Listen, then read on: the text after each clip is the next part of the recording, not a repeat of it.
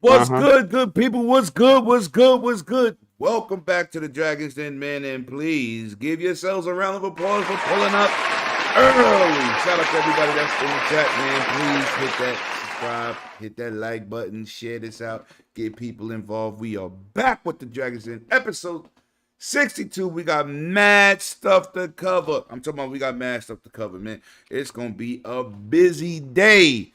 Well, we gonna get into our queen of the block, aka the master of the situation, aka get on your knees and bend your knees to the master. My sister with the brand new hairdo.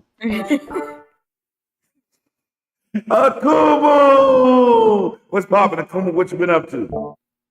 Not much. Just playing some games as you saw. Got new hairdo. It looks good. Looks good.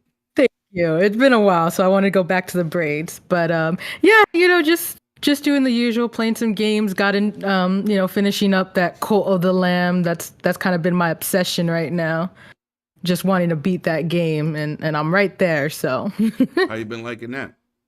Oh, I love it. Like, I really love it. I don't know, something about just being a little lamb and doing my own cult, doing culty things, sacrificing my followers, as it were, as cult leaders do. Right up that gothic alley. I love it. I love it. And I like all the little different weapons you can get to and what they do. Like some heal you, some poison the enemies, which is my personal favorite. But yeah. Wow. Maybe we need to start a GoFundMe fund. You might need some mental help. Want to poison things and stuff, you know what I'm saying? I'm just saying, as long as I don't do it in real life, but that's why you have video games, right? I can do it in the video games. On and rob all the banks you want, kill all the cops. Don't kill the cops. Shit. All right, we're gonna move into the extravagant one, aka Satan rings, aka if I punch you in your eye, you're gonna be bleeding from all the horns on my hands, aka the bloody with the most bloody knuckles. What's good with you, brother? And welcome back to the den. Yo, what's good? As always, gonna do my thing. What is up, dudes who this and all the beautiful crawlers of the interwebs? You know who it is, Blade Nux, aka the king of the Fight Club, your resident anime king, but more importantly, the Mad Dragon of Xbox. Glad to be back with my brother for a very special show. We got a lot of great topics. As always, it's definitely stuff that I am excited about, obviously.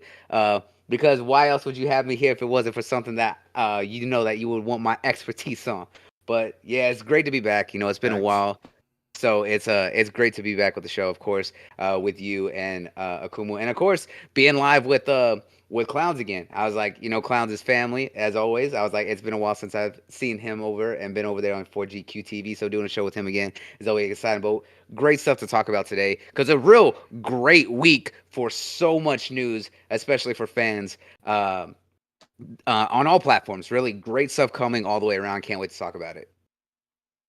Yeah, this is definitely your week.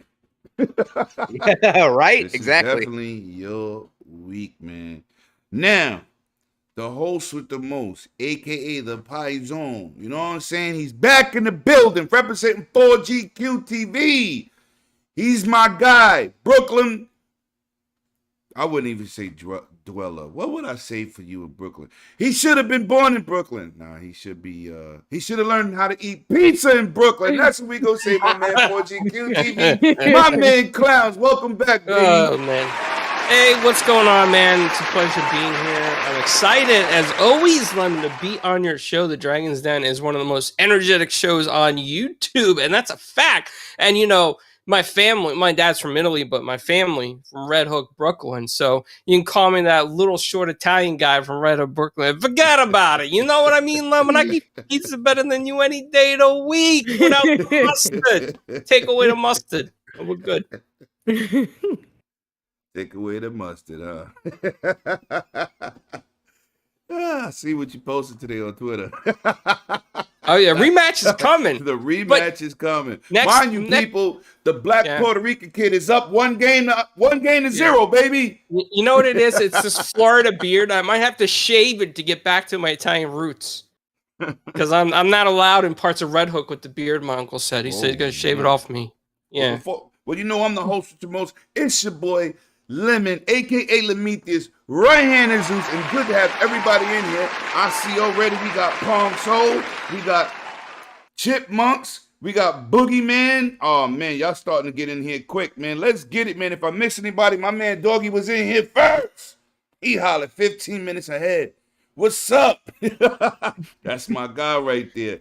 I rocks with you. Now listen, man, we got some great topics. We're gonna talk PlayStation, we're gonna talk Xbox Japanese support, we're gonna talk a little bit of that Nintendo Switch event, that direct, and we're gonna talk some Street Fighter, some Tekken, some God of War. We got a great show lined up for you, man. But the first topic I want to talk about is something that happened in the PC realm.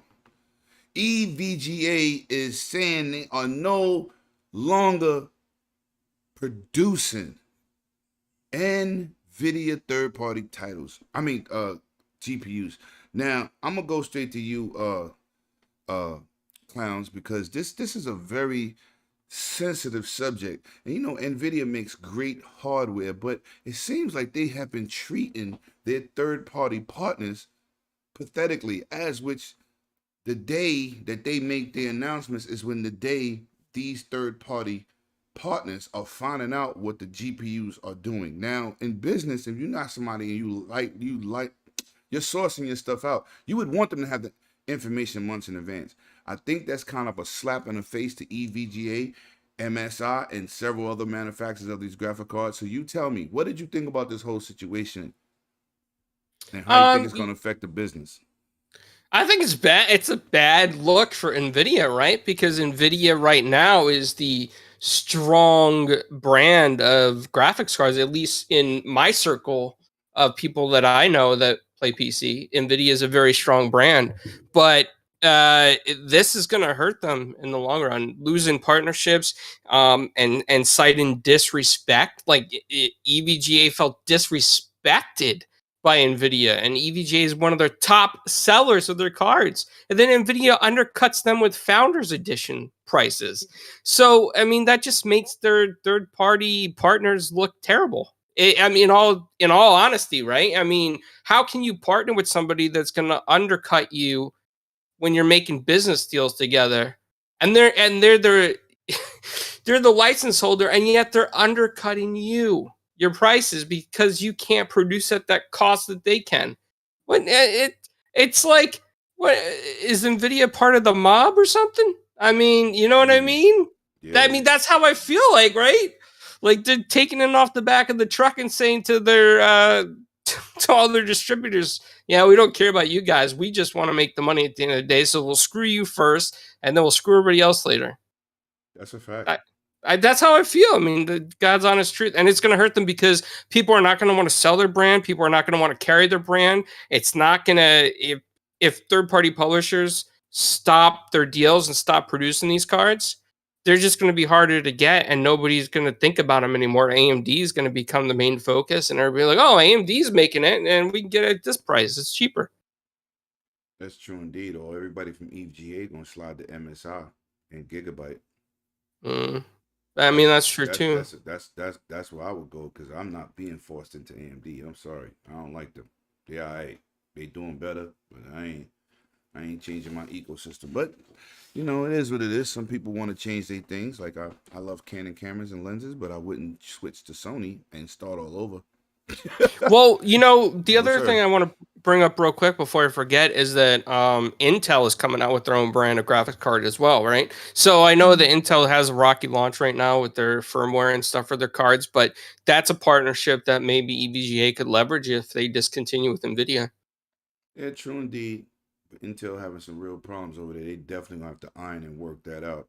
They facing two fronts: releasing the GPU, and AMD is getting better. So they're fighting two battles, so good luck with that. But, you know, all right. Akumu, talk to me. What did you think about the situation, man? Because I feel like it's disrespectful not to give your partners the information so they can produce a quality product like you trying to put out yourself. So what did you think about this whole disrespect and lack of information that they're giving EVGA? Before I get into that, though, just to bounce off what Clown said about going to Intel, I was reading an article, and they actually came out and said they wouldn't even entertain the idea of working with Intel. or AMD. So like that just I when you said that it sparked my memory. I was like, oh no, I remember wow. reading that they came out with a statement and it literally said we would not even entertain the idea of working with Intel or AMD. So Wow.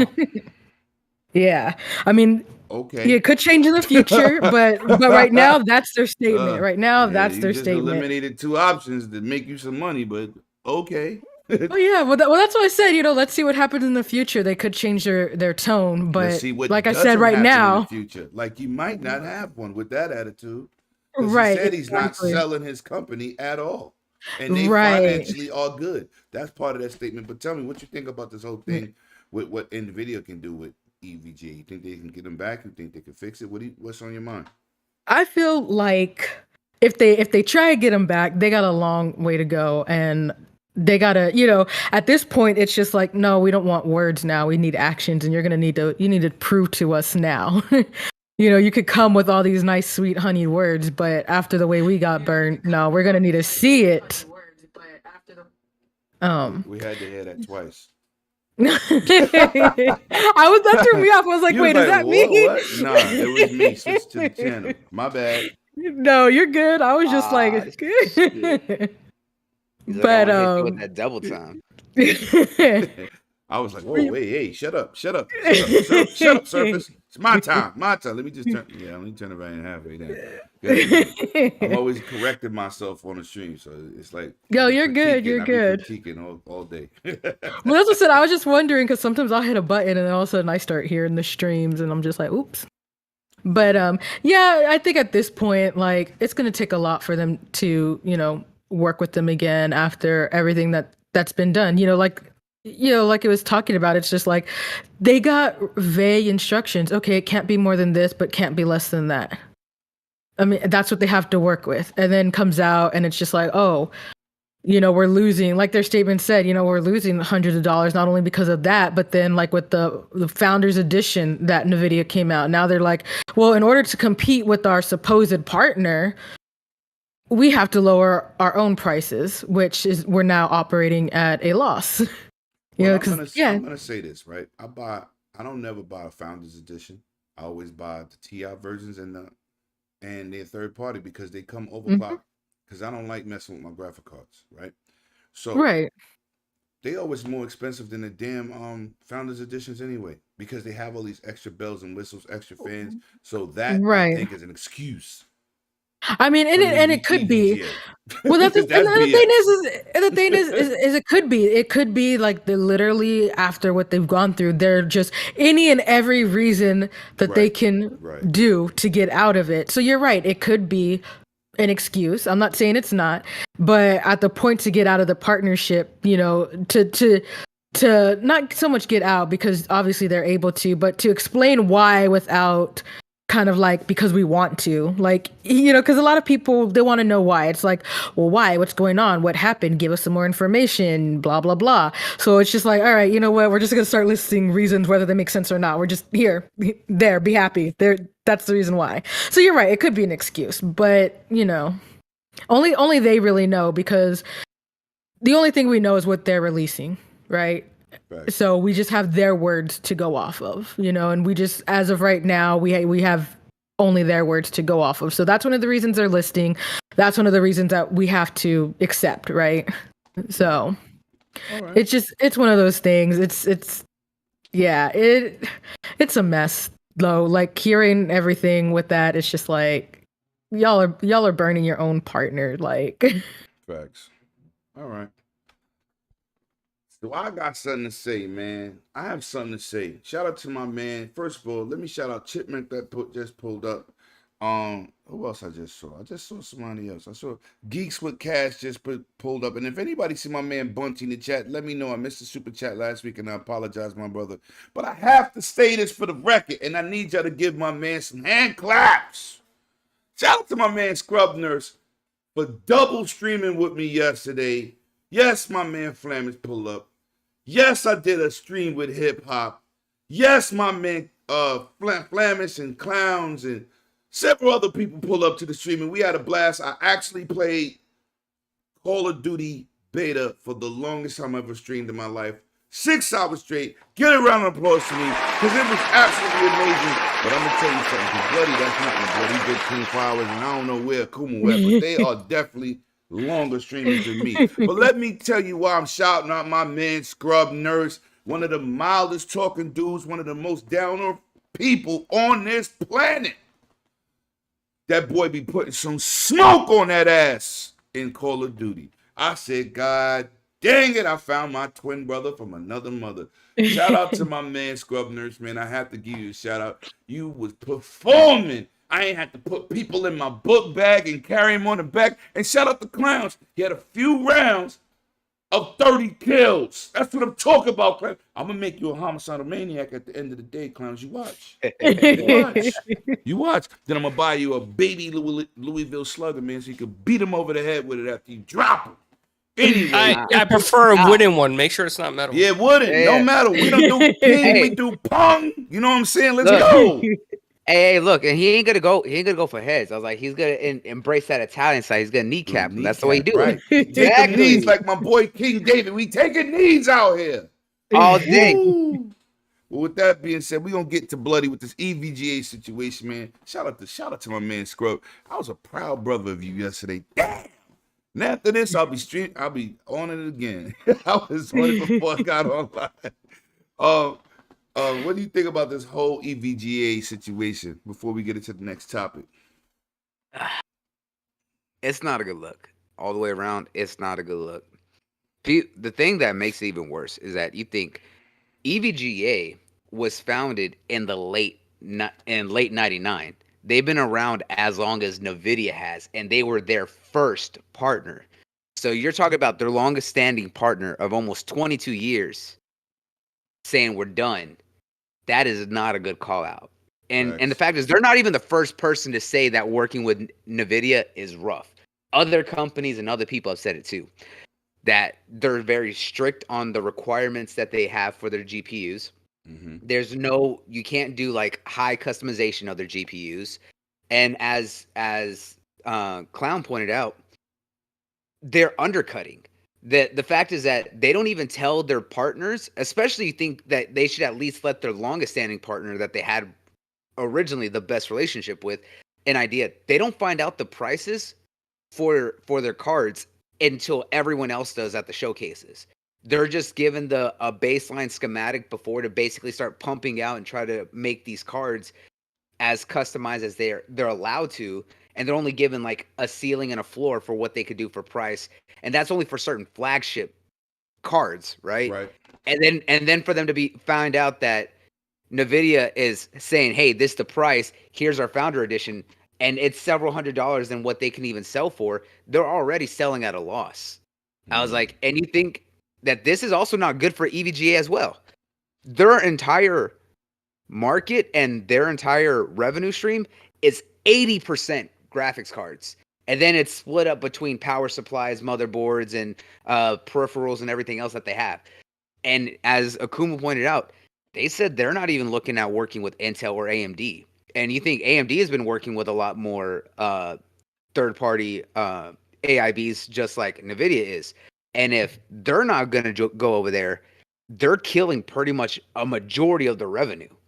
Yeah, they said they're not. It was brought up in the question, like they was like, "How? Well, you must be selling your business," and they was like, Yeah. "Nah." So I'm like, "Well, what you think you gonna sell if you ain't selling graphic cards?" Yeah.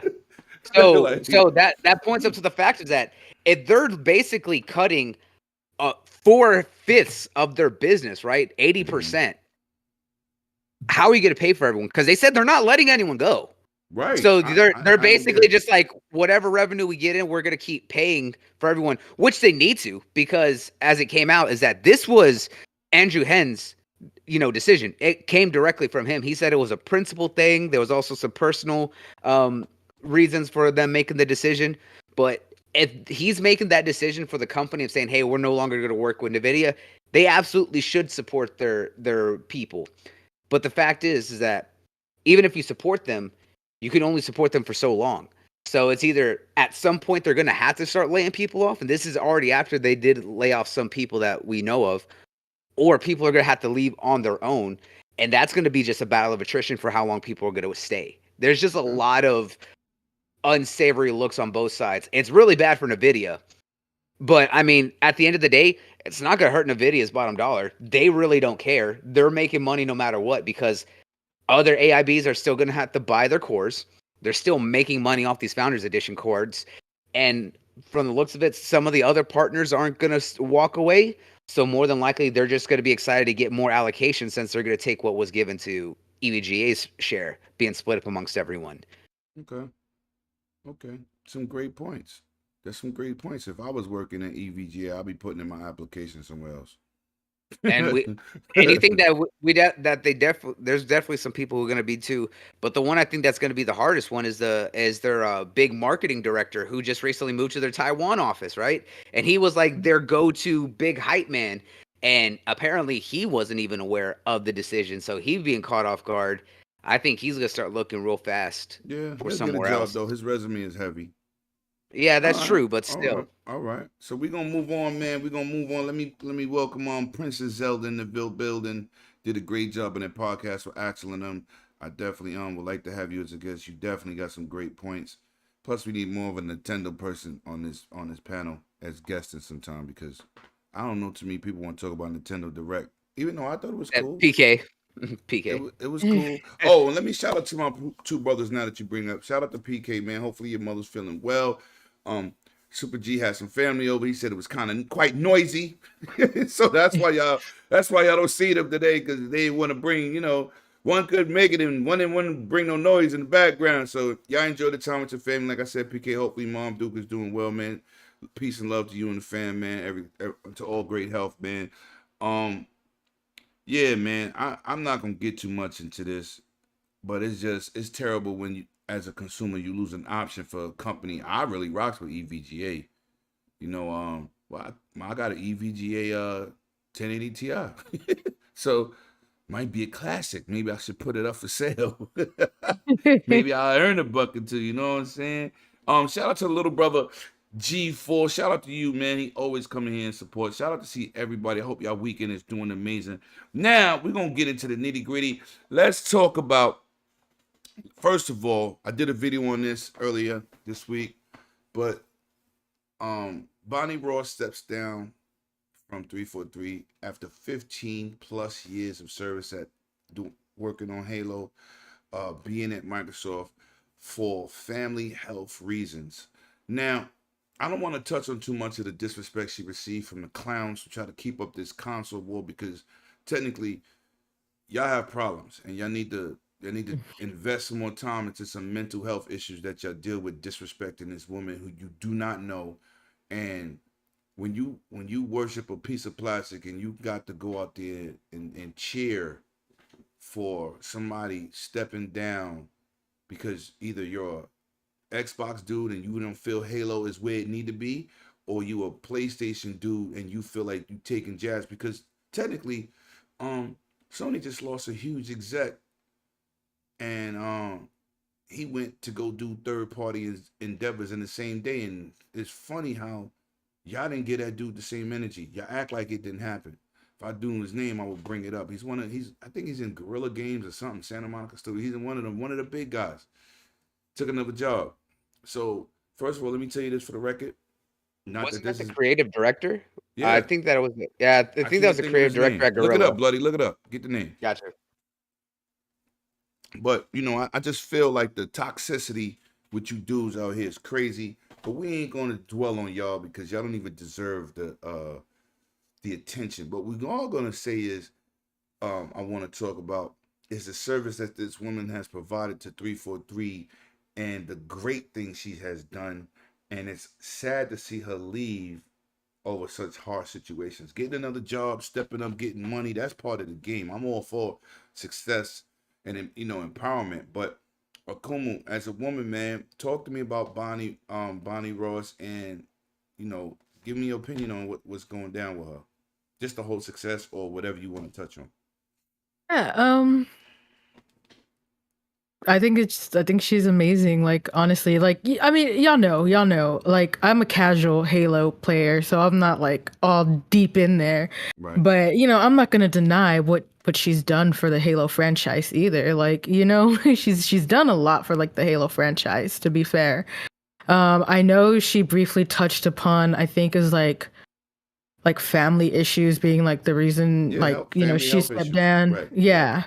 Was the reason that she stepped down. And it wasn't a decision she made lightly, because even she was like, man, I was hoping to at least make it this far to see the next, launch that we had going on, the next part of like the Halo Infinite. So you definitely know it wasn't like she woke up one night and was like, yeah, I'm going to step down. I'm ready to step Right, down. right. So definitely wasn't a light decision. I can't even imagine like, having this passion for something and, just kind of like, we don't know how long, the personal issues had been going on for her and how long she's been trying to balance it before, it's finally like, okay, I really can no longer balance this. So I think even in that way too, that takes a strong person to, continue to go on for, as long as these issues may have been happening and still be working on this series, and honestly, that's general for me. That's everybody. It takes a strong person to be able to do that and go to work and focus, and then at the same time go home and then focus on whatever issues is going on. But yeah, like I said, I'll keep mine pretty short because again, I'm not huge on Halo, so I can't and I won't touch upon every little thing because I don't know every little thing, and I'm not, and me, I'm real. I'm not gonna get up here and say a whole bunch of stuff and be like, yeah, Oh, like I no, know we what I'm don't do talking that about here. when I Yeah, don't. we don't do that. Sometimes Right, we get to a exactly, subject somebody don't know, say, I don't know about that. right, exactly. Learn from the rest But of the us. thing, right, but the thing is, I can honestly say that I do respect her work. Facts. Like I can respect her work. I can respect what she's done for the series as a whole. And yeah, it definitely could not have been an easy decision. And like I said, again, as just a casual player, someone who doesn't deep dive, that might do the campaign once and then move on, I'm just going to leave it at that. I respect her. And I respect what she's done for the Halo series. Okay. Okay. Now listen, man. This guy over here that just pulled up in my chat, man. He's absolutely funny. Him and his side man, his right hand man, my man Dirk Griggity, but my man Sean TTS is in the building with the super chat. Now I don't know what type of money that is. It says 5G. It's euros. It's euros. All right, euros. Okay, because I was like, I ain't messing that up. Shout out to you, Sean, and we got to get you on in the next couple of weeks. I want you here because you bring some crazy view. I think I'm gonna get you and J Rock on at the same time. Maybe, matter of fact, I might give a whole episode just to you because you crazy. I love this guy, man. Want to wait? What is going on, my brother? Salute to you and the panel. Talk that stuff. Yeah, shout out to my brother, man. Go check him out, that TTS podcast. Yo, listen, if you want to get a good, fun time and you ain't no sensitive pony, no sensitive punk, go over there and check out Dirk. Go over there and check out Sean, man. Sean is out here working these streets, and the boy be live on all these events, man. Yo, he's a funny guy. He got a great sense of humor, and he know how to have fun with it. That's the best part about you and Dirt. Y'all have fun with it, man. Everything is not personal. Y'all just do what y'all doing and make it funny. That's what makes it classic. Now, we're going to move back into this Bonnie Rose situation. We're going to move straight into clowns, because I know he love him some Bonnie Rose. Yes. So, I think it's a sad thing that she kind of stepped down. Whatever issues may be going on, I feel for her, because I don't think she would just really want to up and leave after she'd been at Microsoft for so long, right? I mean, technically before all this, she was a technical writer, and she applied at Next and Apple, never heard back, and Microsoft responded, and she's been there like ever since. It served as a corporate vice president of Xbox Game Studios. And in case most of you don't know, she oversaw some really big titles, which included Jade Empire, Alan Wake, Crackdown, Psychonauts, and Gears of War. I mean, she was part of all those games. She served as a producer or executive producer on those. And her first Xbox game, Fusion Frenzy, was also the first game to ever officially complete Xbox certification testing. Fusion Frenzy was one of my favorite damn games. You know what pissed me off? Later on in the life of Xbox, Fusion Frenzy wasn't online. Yeah. Because I mean, that it was a ahead, it shame. was ahead of live. Yep. Yeah, man. I missed that game. Everybody playing what's that? Fall Guys? That was the first Fall Mm. Guys. Yeah. What do you First think Fall of that? Guys. That's It a was good. fact. That is I a was saying, fact. you, People forget their history around here. I don't forget nothing because I lived it. well, Yeah. that's what I was gonna say is that was during a lot of that time, like back in the OG Xbox days, Yeah. and those early days, right? That's when party games were so big because you saw that Yep. even like on PlayStation, and of course that was like Nintendo 64 Yo, right I didn't before the even like GameCube and Mario all that. Party. I Yeah, didn't even not like it. I like I Fusion never- Frenzy was the Listen. truth. Listen, And- I play a lot of Mario Party, but my honest guilty pleasure was Sonic's version of it back on the Dreamcast. If anyone remembers that, I was like, Yes. Sonic also had a Sonic Party style game. I was like, that was my shit. Yeah, and facts. I gotta be honest. I never played the Sonic or the Mario Party, but the Fusion Frenzy. I mean, You I can did play Fusion that a Frenzy couple. right now. Backwards Yeah. compatibility. Yeah, backwards compatibility. Backwards compatibility. You can play it right. That game was awesome. Oh yeah, and that's why it's such a shame, right? Because she's somebody that has a long part of the history. She's And they only credited. attach it to one game though. Yeah, I know. They only that media does, right? The Right, media, but I'm sure right. Microsoft doesn't. Of Microsoft course knows not. all No, her no, no. Facts. achievements, and in Nah. fact, a lot of people don't even know this, but she's also credited with a foundational role in creating Microsoft's women in gaming community. And she's been a consistent voice in the industry for the longest time for diversity and inclusion in overall video games in general, and indicted into the Academy of Interactive Arts and Science Hall of Fame at the 2019 DICE Awards. I mean, we're talking about somebody that is very credible, somebody that has brought a lot of passion to gaming. And for trolls to go out there and make jokes about this and about her achievements in the industry, or blame or whatever problems they have with Halo on her, is completely false. If it wasn't for her, Halo wouldn't be around today. It would have died when Bungie left. Whoa. Yeah, whoa. no. We're not giving her that mantle. Oh no, we are, because she was tapped to lead 343 when Bungie left. And she could be, Yeah. but she's not the. You know why Halo's here like that? Because of us. Well, I mean, yes, it is a lot of fandom, right? Listen, a lot of fandom. listen. They come was on. not letting hang on, 15 hang to on. 20 million people not get a game because one person left or a team left. No, sir. She's not responsible for why Halo's alive.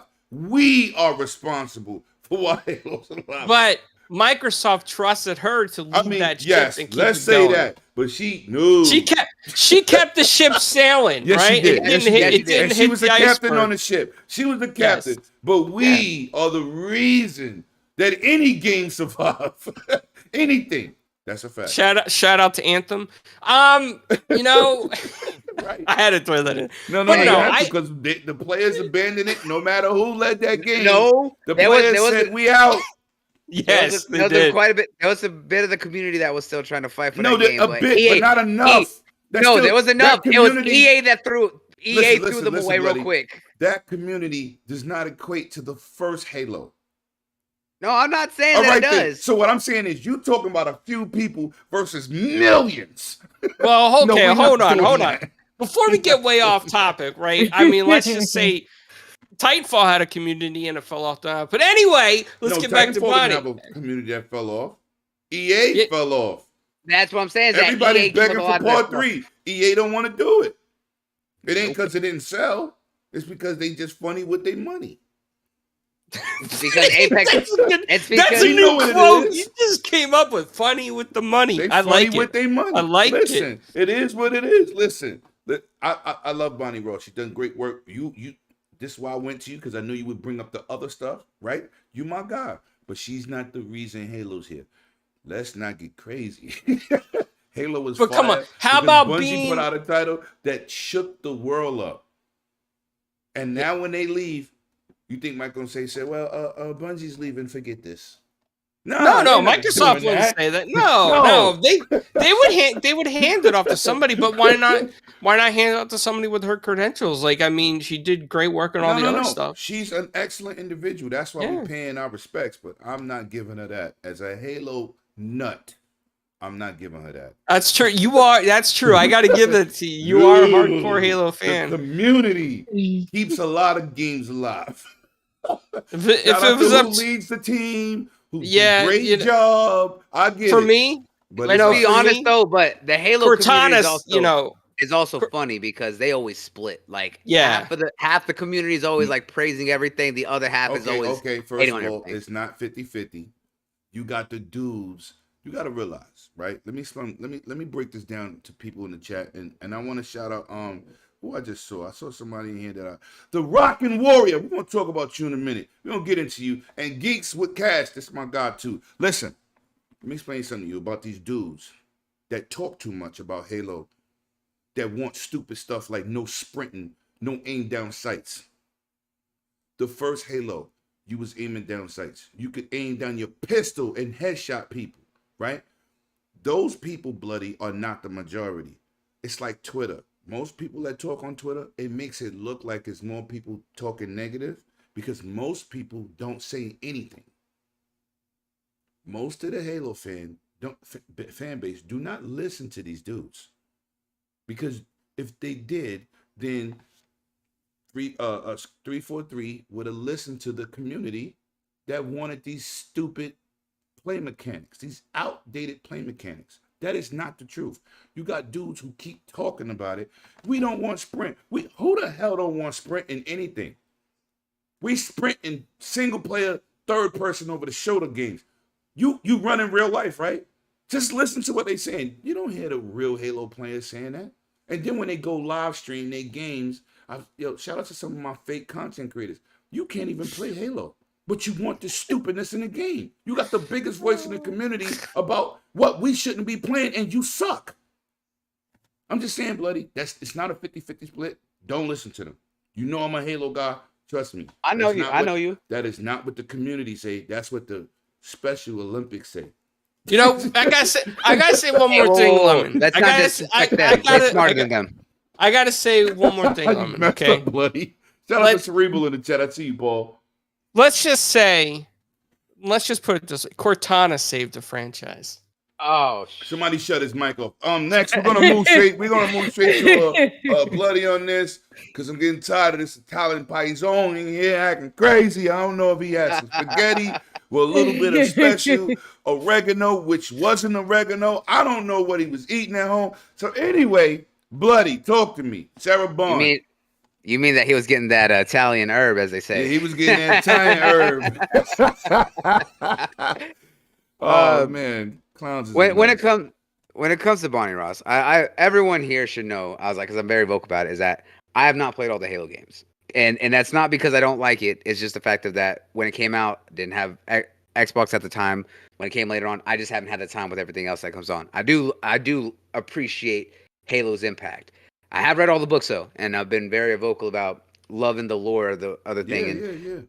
Bonnie Ross has been a major impact for Xbox as a whole, but specifically for Halo. You think that not only that, is that this is what people fail to understand, is that she has been leading an entire studio from its foundation, taking over a very prolific franchise from Xbox after the original creators had chose to leave. And she's been doing the work of almost 4 people by herself and still running this entire studio by herself. She's helped to push out Halo 4, helped with 5, with Infinite, and with all the side games, despite how people feel about it, whether you like them, you hate them or not. She had to use a lot of different things. So she also helped. And the TV show. Yeah. That's what I was about to say, is that so she was working on almost 7 different Halo games in the past 15 years, because you think you have the mainline entries, then of course you have Halo Wars, both 1 and 2, then you also have Spartan Ops, or the the 2 arcade shooters that were on the Xbox One, and then the sequel that was only on PC. So she was helping to oversee all those games being done. Then she was also working on every collaboration that Halo was doing. So that means any marketing with third party for even stuff. That was like whenever they were working with brands to do like promotions on like food and stuff like that. But also with the live action series that we saw on YouTube a lot before every major game launch, she was working with special production teams to help oversee those projects. And also having to help oversee the brand with every major author that was wanting to do more books for the lore of the universe. She was constantly all over the place. So the people who say that she's the reason for the failure of Halo, no, she was working so many different projects. Whoa. What Exactly. failure? Hang on. That's what I'm saying. Is that people? That's what I'm What saying. Is failure? that the loud Never idiots been a want to say Halo fail. that. Hang on. I get what.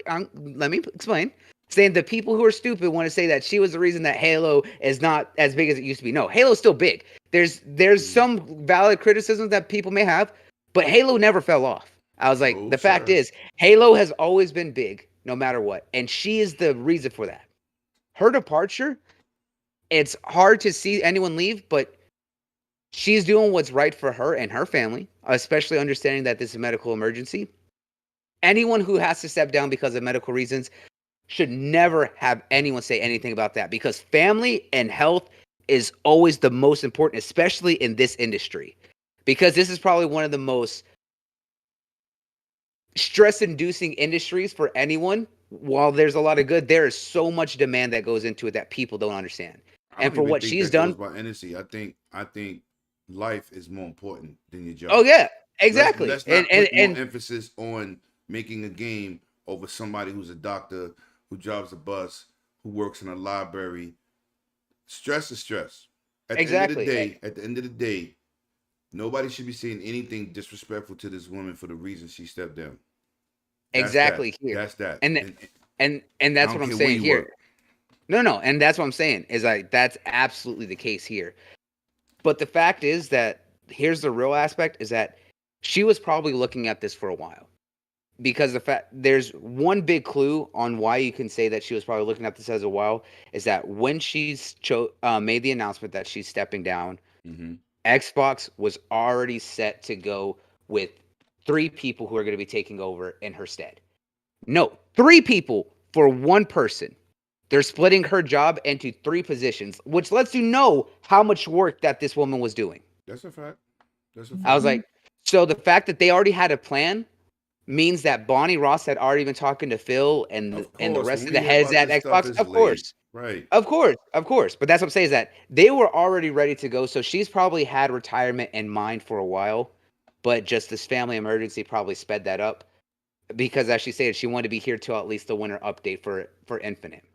So all I could say is I wish her nothing but the best. Her impact in the industry will, cannot be tarnished because Legendary. she's done so Legendary. much. Exactly. I was like, and anyone who tries to say anything can shut the hell up because very few people have the kind of recognition and awards that she does, which goes to say a lot about the team over at Xbox because many of them either have lifetime achievement awards or they have awards for their impact on the industry as a whole, and she's definitely one of them. All right. Okay. We're gonna move on, man. But I'm gonna say this, man. Anybody say anything about this woman and the work she's did and her personal attacks, y'all can kick rocks or get thrown in a Absolutely. river with one attached to your ankle because y'all crazy. We not doing that. But let me shout out Trinity, man. Trinity had some time yesterday on my 6-hour stream, my double stream, because PlayStation is weird. I ain't gonna even get into that, but I figured out something crazy. Might have to do a video on it. But um, shout out to Trinity, man. She rocked out the whole time I was streaming, man. Shout out to you, sis. Your energy is crazy, man. Crazy. And shout out to my brother, Hip Hop, man. He was live streaming. I hit him on his channel. I'm like, yo, you got space for me? Yo, we tore down the streets in Call of Duty. I played 13 hours straight. 1 to 2 in the morning. Because after they got off, Hip Hop and his team of dudes, my daughter Godfather drives back home. He lives almost 2 hours away. He hits me up and says, Lemon, let's get on card. I said, God damn. I said, all right. I did 13 hours straight. I only took a steak and vegetable break yesterday because I had to eat. I was streaming for 6 hours and I was eating cheese puff intimates while I was streaming. I was starving. But after this show, I'm going right back. So whoever want to join me, let the bodies hit the floor. And shout out to Oh man, y'all just amazing. My man, Other Zinc is here. Shout out to my guy, man. He definitely bleed green. He's always in Sean's chat because if you want to talk Xbox, Other Zinc is different. With that being said, we're gonna move on, man, because we got other topics. And Bloody, this is a Japanese show today. We're talking about Tokyo. We're not talking about all things Tokyo, like McDonald's being turned into Japanese, and we listen, breathe. We gotta move, all right? We gotta move. Listen. No, I'm warning Look, you. I don't know. want to shut you down.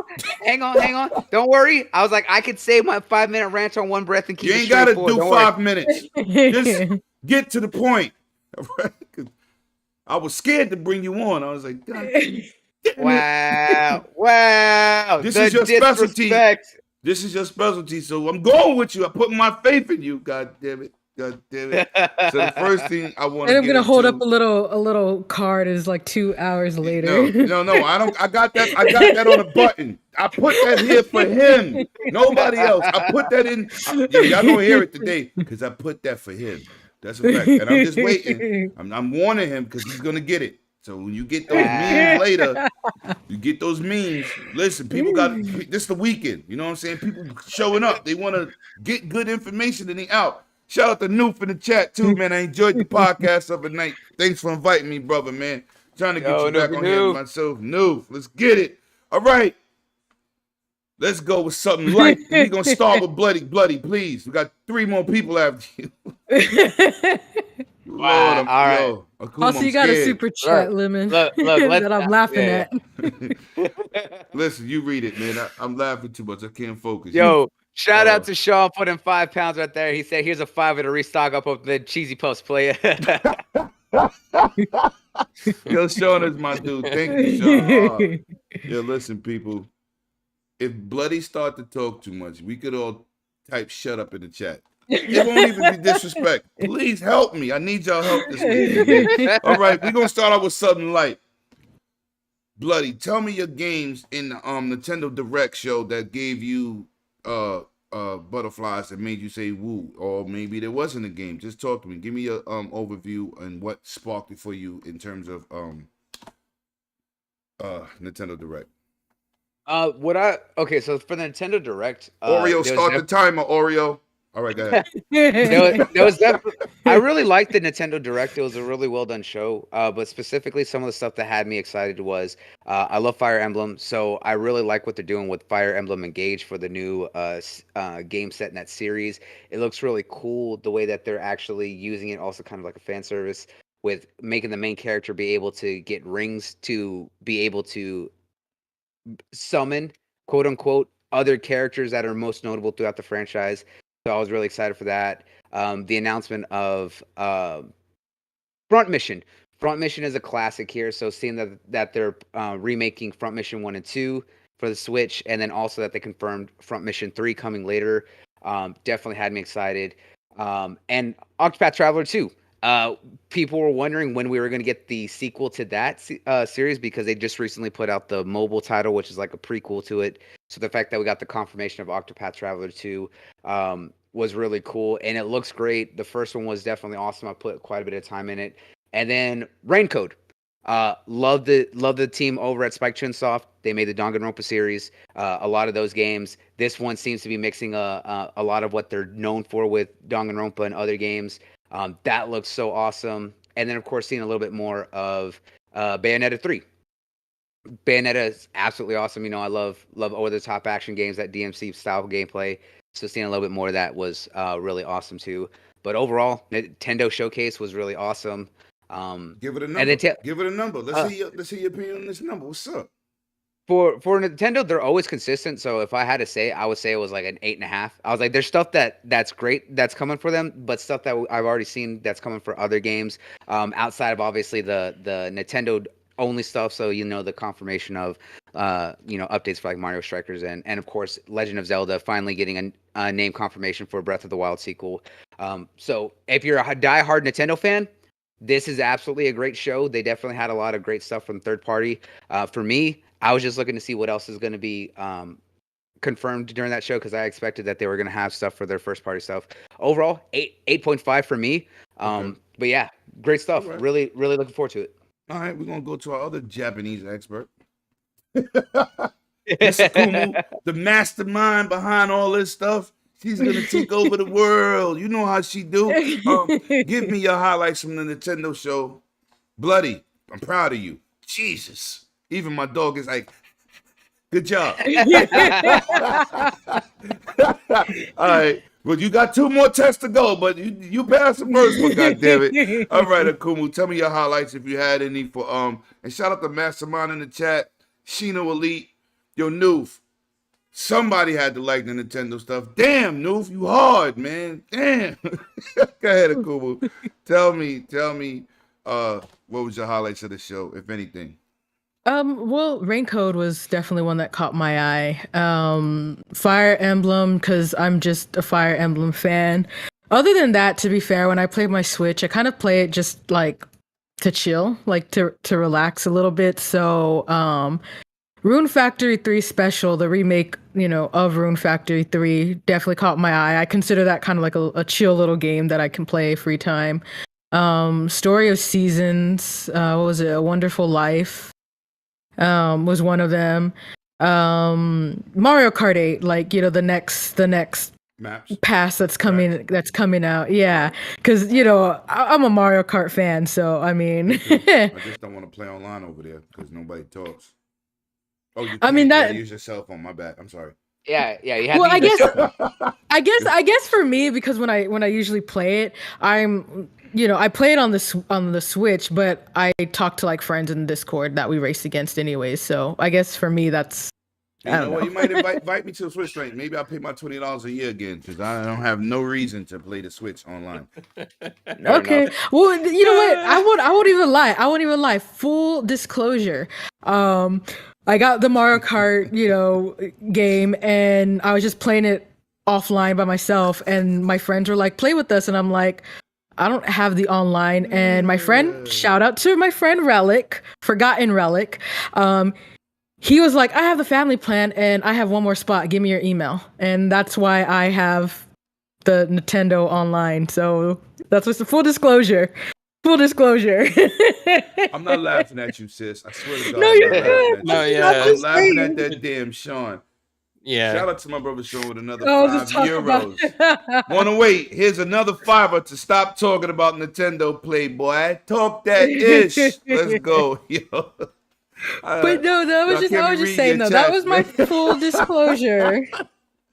Yo, I told y'all he crazy. And shout out to my man, Other Zink in the chat. He said, was Sony even at Tokyo Game Show? You are so disrespectful, but you are the same dude every day, and you are consistent with the BS.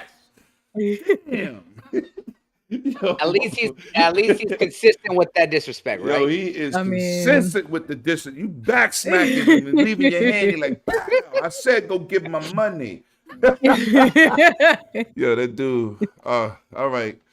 Woo, my damn stomach hurting, man. All right, clowns. Any highlights from Nintendo Tokyo Game Show for you?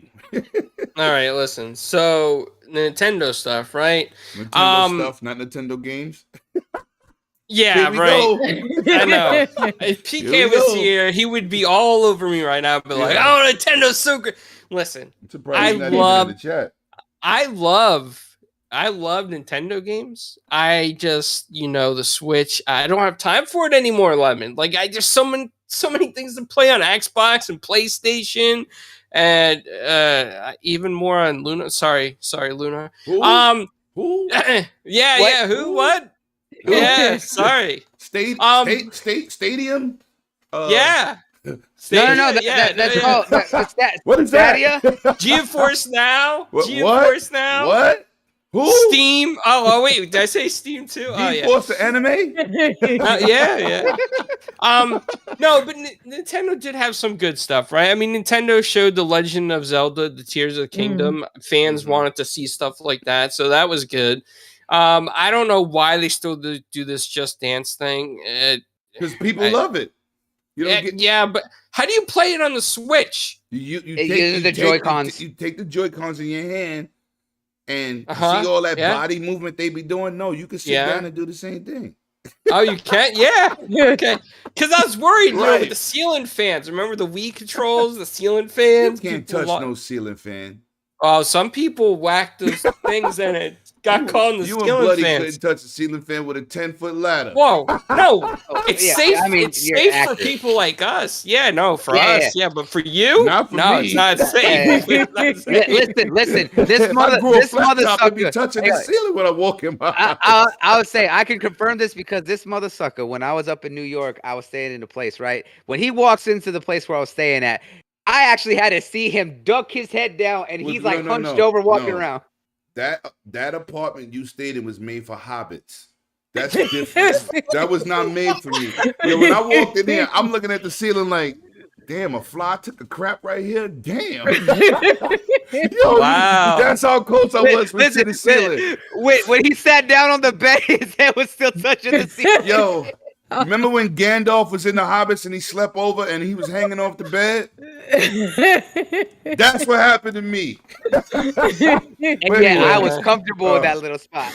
yeah, you little. You a damn hobbit. You and clowns. Y'all hobbits. Yeah, yeah. Anyway, I'm sorry. Finish, clowns. Yeah, no, you're good. But Octopath Traveler 2, I mean that's another cool one coming to the Switch, right?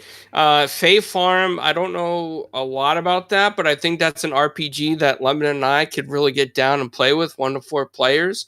We could start decorating homesteads, make sure the houses are big enough for You're welcome, him. Sean. Appreciate you, brother. Go ahead. You I'm know, sorry, clown.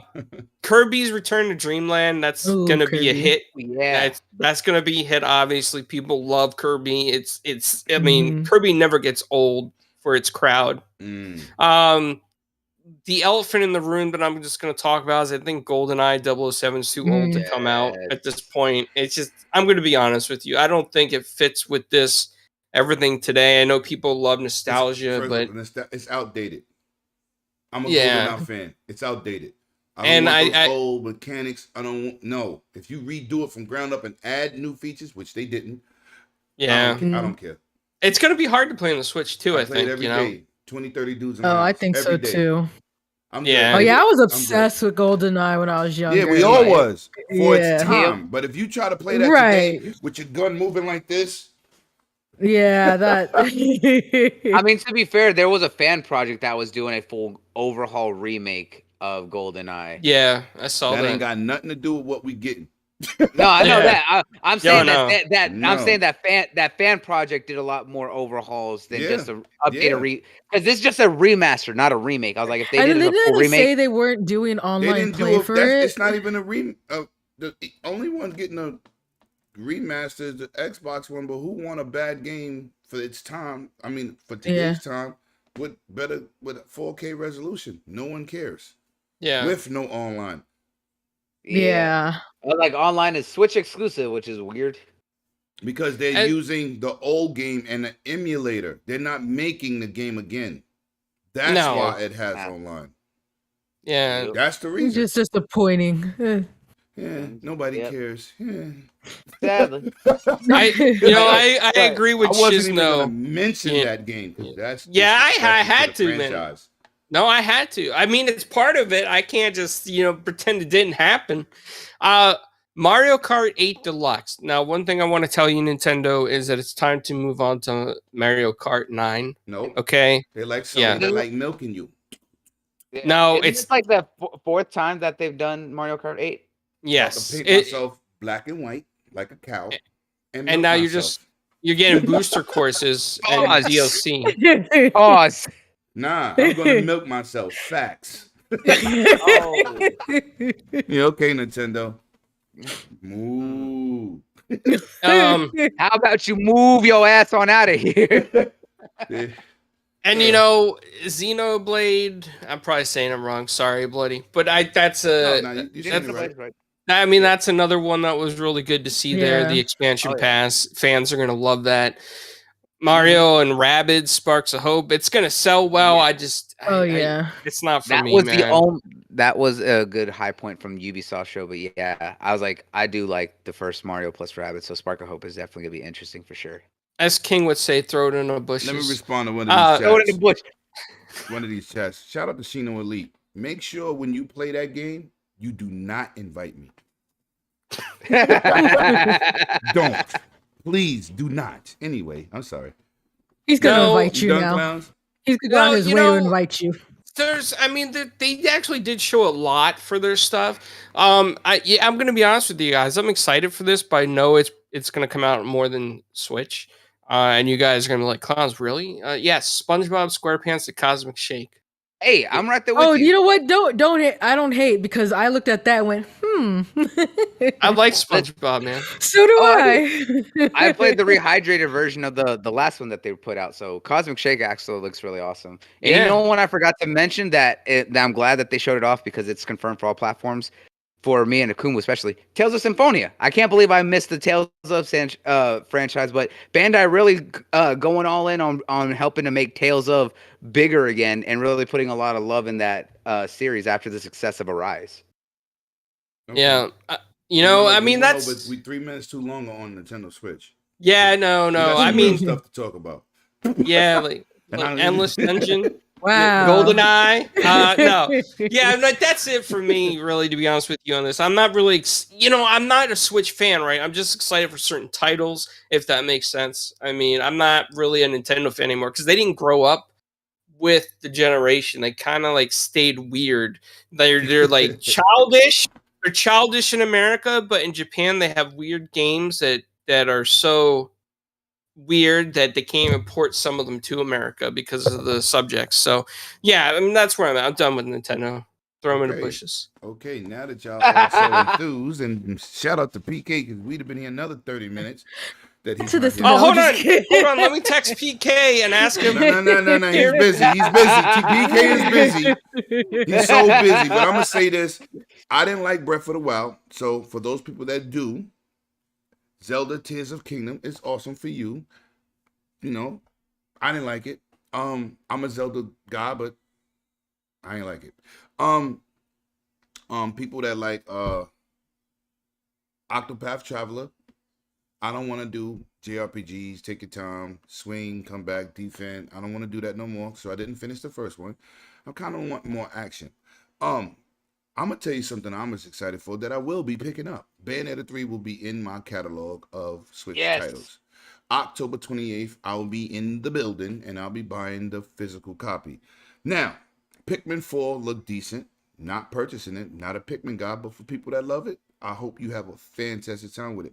I'm going to tell you something that nobody's talking about that I saw that nobody wants to talk about. Let's talk about Resident Evil Village cloud service on the Switch. Delicious. Wow. Oh, I'm sorry, I had to sneeze. Oh, disrespectful.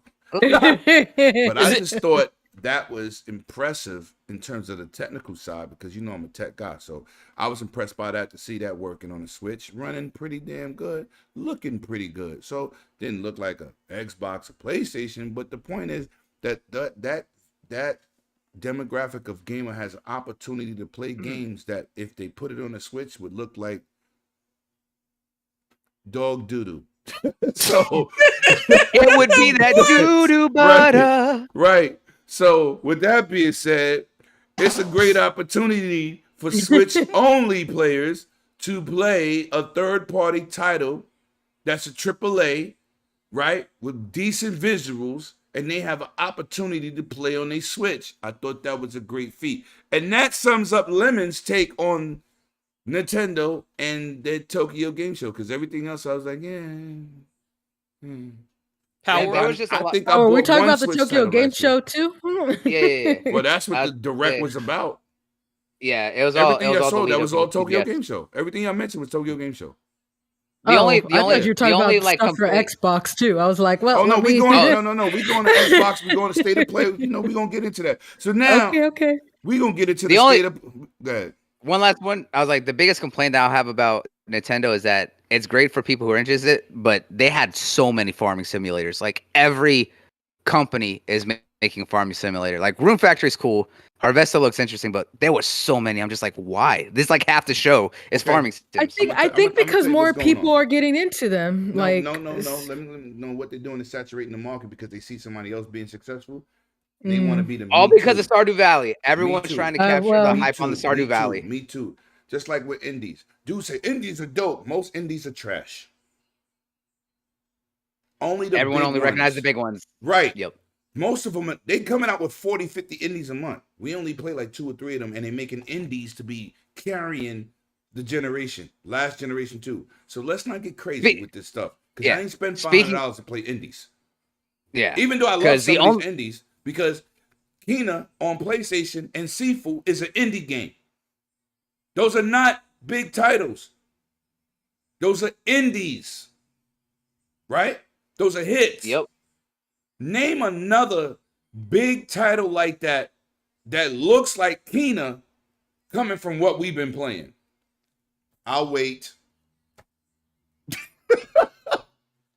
So let's not get crazy with all this indie support, because they are saturating the market with like farming simulators, with these side-scrolling shooters. My best side-scrolling shooter is a game nobody talks about. Death's Gambit on PS4. Yeah, anybody you know what? here ever played that? I haven't played it. I have no. it. I just haven't gotten a chance to sit down. Awesome. Anybody want to talk about Castlevania? That would be the game. Yep. Nobody talks about it because you too busy going with whatever but everybody else is saying. But a lot of these games are not good coming off. You get at least 40, 50 a month. And we talk about 2, 3 games. Oh, they carrying it, the game industry. Right. But anyway, just saying, we're going to get into state of play. We're going to start off with a Kumu. What did it for you from PlayStation state of play? Because they had some big ones. They had some good ones. They had some meh. But in your opinion, what did it for you? I know they didn't really show a lot of it, but I'm a Tekken fan, so seeing Tekken. Right. So that definitely, like, I was all over that, because I am a huge Tekken fan. When I go, I'm gonna tell y'all why. I'm happy Tekken. But continue, sis. Continue. Yeah. I liked seeing, was it Rise of the Ronin? Also was another one that got me. Stella Blade. Yes. What was it? The Sin Duality, I think is. Sin Duality, yeah. Yeah, okay, that caught my eye. I won't lie, the Like a Dragon Ishin caught my eye. Yes. This one might not be my list. I got a list over here. You like naming everything on it. Okay. And then, probably not for everybody, but I was interested in that. Was it Pacific Drive? Like, it just kind of looked like interesting. Like, yes, it looked interesting. List, yo. Get out of my list, yo. and then, of course, we have the God of War Ragnarok. Like, of course. I mean that it's like, did I even have to say that? But I just wanted to be clear, though. Yes, you did. Yes, you did. I just wanted to be clear, that I didn't want to leave it off, and then people were like, "She didn't. How dare?" No. Yeah, God of War is definitely. Yeah, I think off the top of my head, from what I'm remembering, like those are definitely the ones that I was just like, ooh. So. All right. Those would be mine. Yeah. Shout out to you, man. Princess Zelda was in here. I hope she's still in here. Shout out to you. You're an amazing host, man. I have fun with you. First of all, I have fun with your podcast because y'all are so personal, the way y'all talk to the community. That's what I try to do. And to see somebody else doing that, I like super chats. It helps the channel and everything. But sometimes I love that. I love that work y'all do, Axel. Shout out to him. Check him out. Him, my man, Doggy on Fridays. They be doing it up. And then they got a show in the morning tomorrow. So go check them out, man. Axel, he's a great dude. Now, I'm going to go back to you, clowns. Mm-hmm. State of play, reactions. What did it for you? What didn't do it for you? Talk to me. All right, so state of play, what didn't do it for me was the God of War controller, okay? I think, it's just something they're trying to sell. I mean, it's just merchandise, Brandon, It's going to sell, obviously, because, PlayStation fans are starved for good controllers. They don't have a lot of choices like the Xbox. They only community. got colors. Yeah. Colors. Yeah. Colors. And camouflage. Sometimes and camouflage, yeah. Colors. But also, I want to address something else that a lot of people didn't really pick up on, but in the West, they are dropping the Yakuza name from the Like a Dragon series, because in the In the East, Oh, they yeah. don't call it Yakuza; they call it Like a Dragon. That's really what it is. In America, we're used to, yeah. I was actually gonna Mhm. mention that too. So I was disappointed in that, but however, I did like a Dragon Ishin. That looked great. Hogwarts Legacy with another new trailer. I'm excited for that game. I'm honestly gonna play. I'm not even a Harry Potter fan, but I'm gonna play it. It's just Yeah, it's I think it's I'm gonna buy something it on big. PlayStation for that exclusive level. I'm sorry, y'all. Yeah, you guys spend the money just like for that Spider-Man skin in Marvel's Avengers. Hey, look what's Ah, showing right now. That sorry ass controller. Oh, I mean, I'm not supposed to say that. You know what I'm saying? Yo, Kratos, my bad. He over there chilling with Atreus. I'm sorry, y'all. I ain't mean that. Yeah. I ain't mean that. Here's something that was kind of disappointing, okay, is that right after the State of Play, they had the PlayStation blogcast or whatever, and they talked about PSVR 2, and everybody was all hyped for PSVR 2, but it's not going to be backwards compatible with PSVR 1 games. I guess the technology is way too different for them to do that, or it's just going to make money for them. I don't know. I feel like they dropped PSVR 1 like they did the Virtual Boy from Nintendo. They had You it for. can't say they dropped it because they supported it since it's been out. They're moving on. Let's say they're moving on. They did support that. They even got YouTube dedicated channels with a whole bunch of PSVR stuff that we don't talk about. Yeah, but to think about how many years was PSVR 1 supported for with new games? With new games, 5? Yeah, that's a console's life. but Okay. you I'm think pissed off that too. Don't get it twisted. Because today, you know what I did when I got that news the other day. Today, I officially erased all my PSVR games. That was not a good thing. Ooh. So I agree with you, but I'm just saying they didn't abandon it. I think because the technology when it came out, it was so outdated. All those developers would have to update the controls to run on PSVR 2, and they probably don't want to do it. No, they probably don't. Because But they didn't invest in controllers. They had millions and millions of Move controllers, and they just decided to use them. Right? That's what they did because it was sitting on it. It ain't like they made a new controller. The only games I really loved on the PSVR is the one that used the DualShock, like Wipeout, Resident Evil. Wipeout was phenomenal in VR. Phenomenal. Star Wars, Vader Immortal was good. Beat Saber is Beat Saber. You could use that, but they supported it for 5 years. Can't knock that. Yeah. And Flemish, we do know they're not going to use PSVR 1 games on PSVR 2. We know. Yeah. yeah, You was listening to the show, Flam. You would have got that information 30 seconds ago when Clown said it, but you just got in here, Belgium. But Geeks with Cash makes a good point. He says that it's really a limited selection of games, right? I don't even know how many games did PSVR 1 have before. No, they had a lot of games. Are you sure it was a lot? Are you sure? PlayStation VR dude, just the same way I have it too. But the point is, how much did you invest? I raced over 20 games. 20. I mean, I had maybe about 10. I had 20, at least 20. Okay. Eve all Valkyrie right. series. Resident Evil was the best thing smoking on VR. The Oculus still ain't got that. That was the best thing in VR I ever played. Second to Star Wars, right? The Star Wars game and Wipeout. That's a fact. Beat Saber's Beat Saber on everything. But Vader Immortal plays better on Oculus. But I'm talking about on PSVR, crazy. Moss, even though it came from the first Oculus, crazy on PlayStation. But it used the controller. It wasn't with those. You see, I'm not really talking about stuff with the Move controller besides Beat Saber. Yep. They had some nice games, man. I'm telling you. It's just that the only reason I don't do it on my PS5 because of the hookup system, and I don't want to hook up another camera again. I wanted that free. I don't care if it got a wire, because even with my Oculus, we had these conversations, clowns. I'd rather plug my Oculus up to my PC because it got better graphics. I tell you this all the time. But they had a lot of games. There's dedicated YouTube channels, and they used to drop 15 games a week. Different people. We ain't talking about major games. We talking about games like indie games, right? But they get the support. 5 years is long enough to support a peripheral. A third a third option to play, just like the Kinect.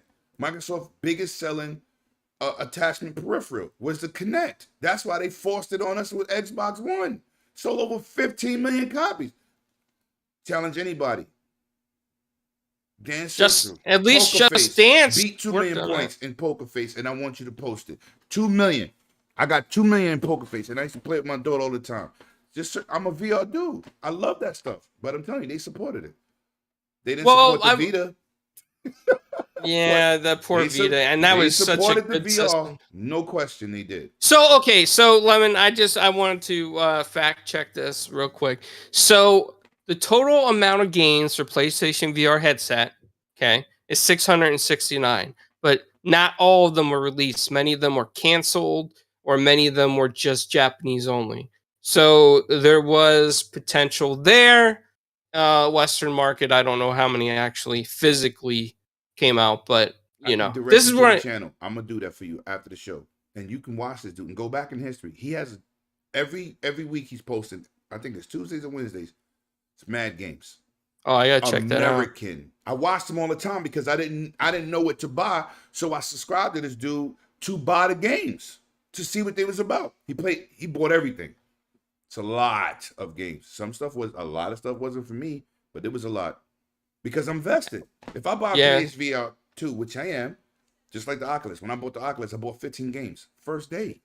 15 games. Didn't care what it cost. 15 games. PSVR come out. Only thing I'm not buying is stuff that I got on my Oculus. I'm not buying Demio. I have it. Yeah, we gotta play that. I'm not buying the Star Wars Galaxy game. I have it. If you redo Vader Immortal, I'm not buying nothing remake. But I will move into the future. They support it. They got like 10 games for next year, at least. And VR is not your main playing system anyway. You don't play your Oculus every day. You and your Xbox every day. So people got to stop making it like, oh, it's your mainstream thing. VR is not mainstream. It's for people who want to play it. I made 100 get one. We went to E3. He played Vader Immortal. He was finished. He bought 2. One for him and his son. It's a niche thing, but they supported it. We can't say they didn't support it. That wouldn't be factual. That's not the truth. And I tell you, I'm an avid purchaser. I'm telling you, they supported it.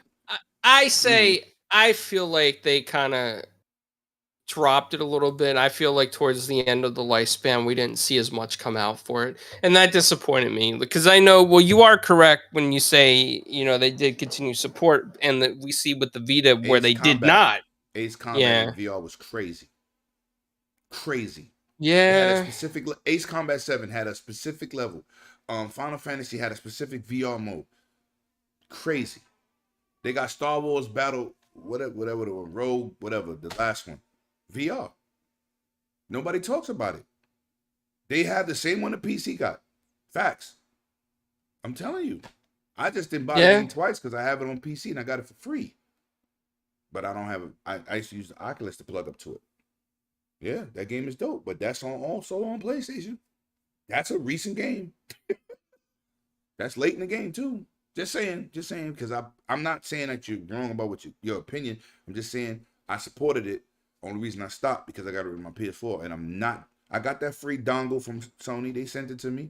I just don't want to hook up the camera and go old fashioned. I got spoiled with the Oculus Quest 2. Sorry, not doing that right. I did it. Yeah, I got it too. Yeah.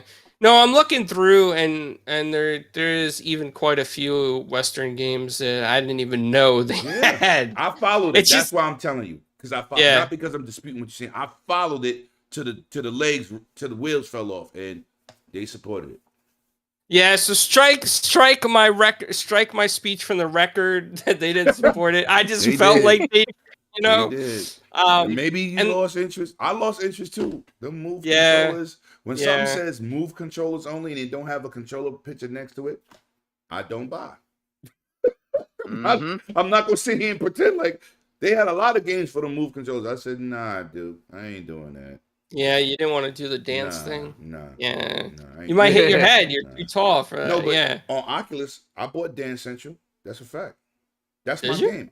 Yes, I love that game. I loved it since Kinect. I told somebody, anybody in the chat, Poker Face, I gave you the song, what's her name? Lady Gaga, right? That's her name, Lady right? Gaga, Poker Face. I got 2 million. I beat my kid and her friends. at that game. I dance all the time, so it's natural. It's even in my kid blood. She dances too. Not like on pole, but she dances. But yeah, Poker Face, 2 million points. I challenge anybody in the chat. Whoever's listening now, whoever's listening later, go see your score in Dance Central, Poker Face. Anyway, sorry. Yeah, and then I'll get off this topic because we kind of derailed it. But God of War had a great showing, I think. My God. Yeah, I mean, God of War is a major staple now for their franchise since Cory Barlog did the overall remake, and I think that the sequel coming out looks really good. I've had the first one, never played it. Sorry, Sony Santa Monica, send me a press code. But yes, yes, yeah, I see you're a Kratos fan. Yeah. I got like 5 bobbleheads of him too. I don't got his son though. I don't like his son like that. But if they kill off Kratos, I'm not buying no more. Remember that, Sony. I said it here first. Go ahead. No, I think that's pretty much it, right? That card game, I didn't really understand. I stopped paying attention on that one. Okay, that's fair. But yeah, I mean, overall, that's my overall opinion. Bloody, talk to me. All right, I'm sorry, Cons. Go ahead. I'm sorry. No, that's it. Go. Yeah, Bloody. I didn't know that.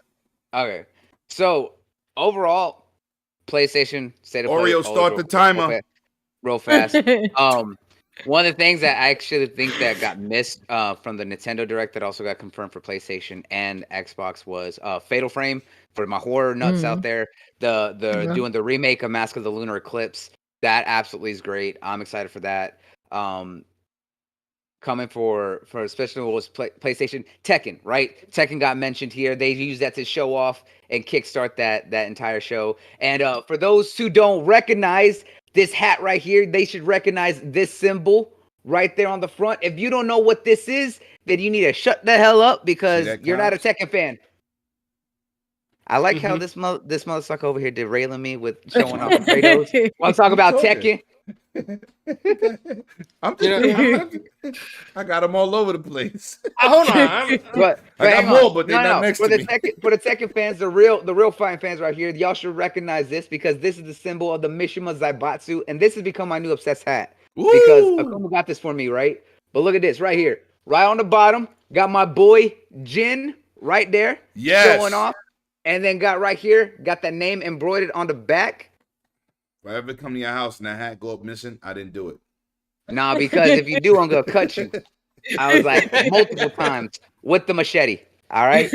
Wow, you hear this? I like, look, you touch this. This was a gift. I was like, and if it goes missing, I know who's suspect number 1. So right. I tell you. Let me get to these super chats real quick, Bloody. I'm gonna let you continue. Shout out to my little brother, Stuck B, man. One of the best rappers in Brooklyn. I want to see some more work from you, bro. Some new videos. Invite me to a video. I look good in my jewelry on camera. Don't act up. I need to be in one of them videos. You know what I'm saying? Shout out to my dude. And let me get into this one from Drawn J. $5 super chat. Finally, I found your channel, bro. I couldn't remember the name. Hope everyone is having a great day. Shout out to you, man, and everybody's always welcome. Make sure y'all subscribe and hit that notification button so when I go live, y'all ain't got to say, yo, Lim, when your next video? Because it just pop up on your phone. I got you.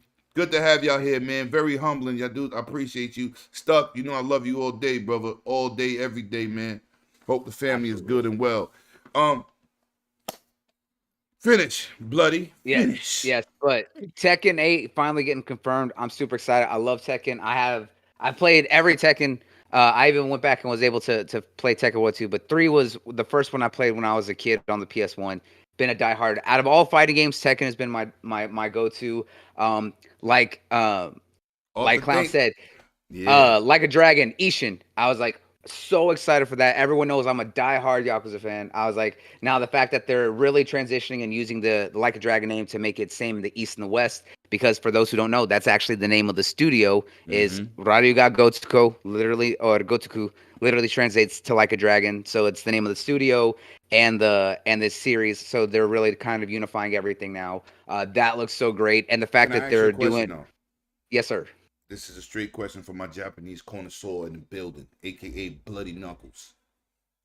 Why are they using characters from the previous game in 1800 and some change? Because that's actually that when they actually did the original Ishin, which was after Yakuza 5, it was supposed to be they wanted to use characters that people recognize. So it was kind of like their all-star game, but they were also setting it in an actual set piece, so in feudal Japan. But it's actually based on an actual story, an actual piece of history in Japan for those who don't know it. And the thing that's really interesting about Ishin, Go ahead, I'm sorry. no, the characters in the game are based on actual historical figures. So like Sakamoto Ryoma is actually a samurai who actually helped to end the Tokugawa shogunate in the end of the Edo period in Bakumatsu, which actually led to the establishment of the Empire of Japan in the late 1800s. So this is actually based on history. They just wanted to make it more dramatized by using the characters that people know, but using them to represent actual historical figures. Got another question. You just dropped some real knowledge that we all just probably like, what? But anyway, but how the hell you know all that? Because like Akumu, I love history. I love learning world history. Do you know American history like that? God damn it! Yes, I do. Are you sure? Yes, I do. Because that was. You even pronounced all the names properly. Me and clowns be chopping them names up. We be butchering them names, man. Mario got to. I can't pronounce that. Ryu Gagotoku.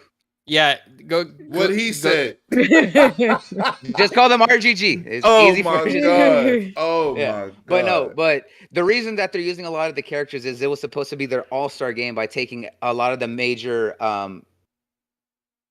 the fan favorite characters from the games. From that point, it was just 1 to 5 who were in the original Ishin, and then after that game, they did 0, 6, and then 7, and then of course they introduced the remake with the Kiwami 1 and 2, overhauling the models and everything else.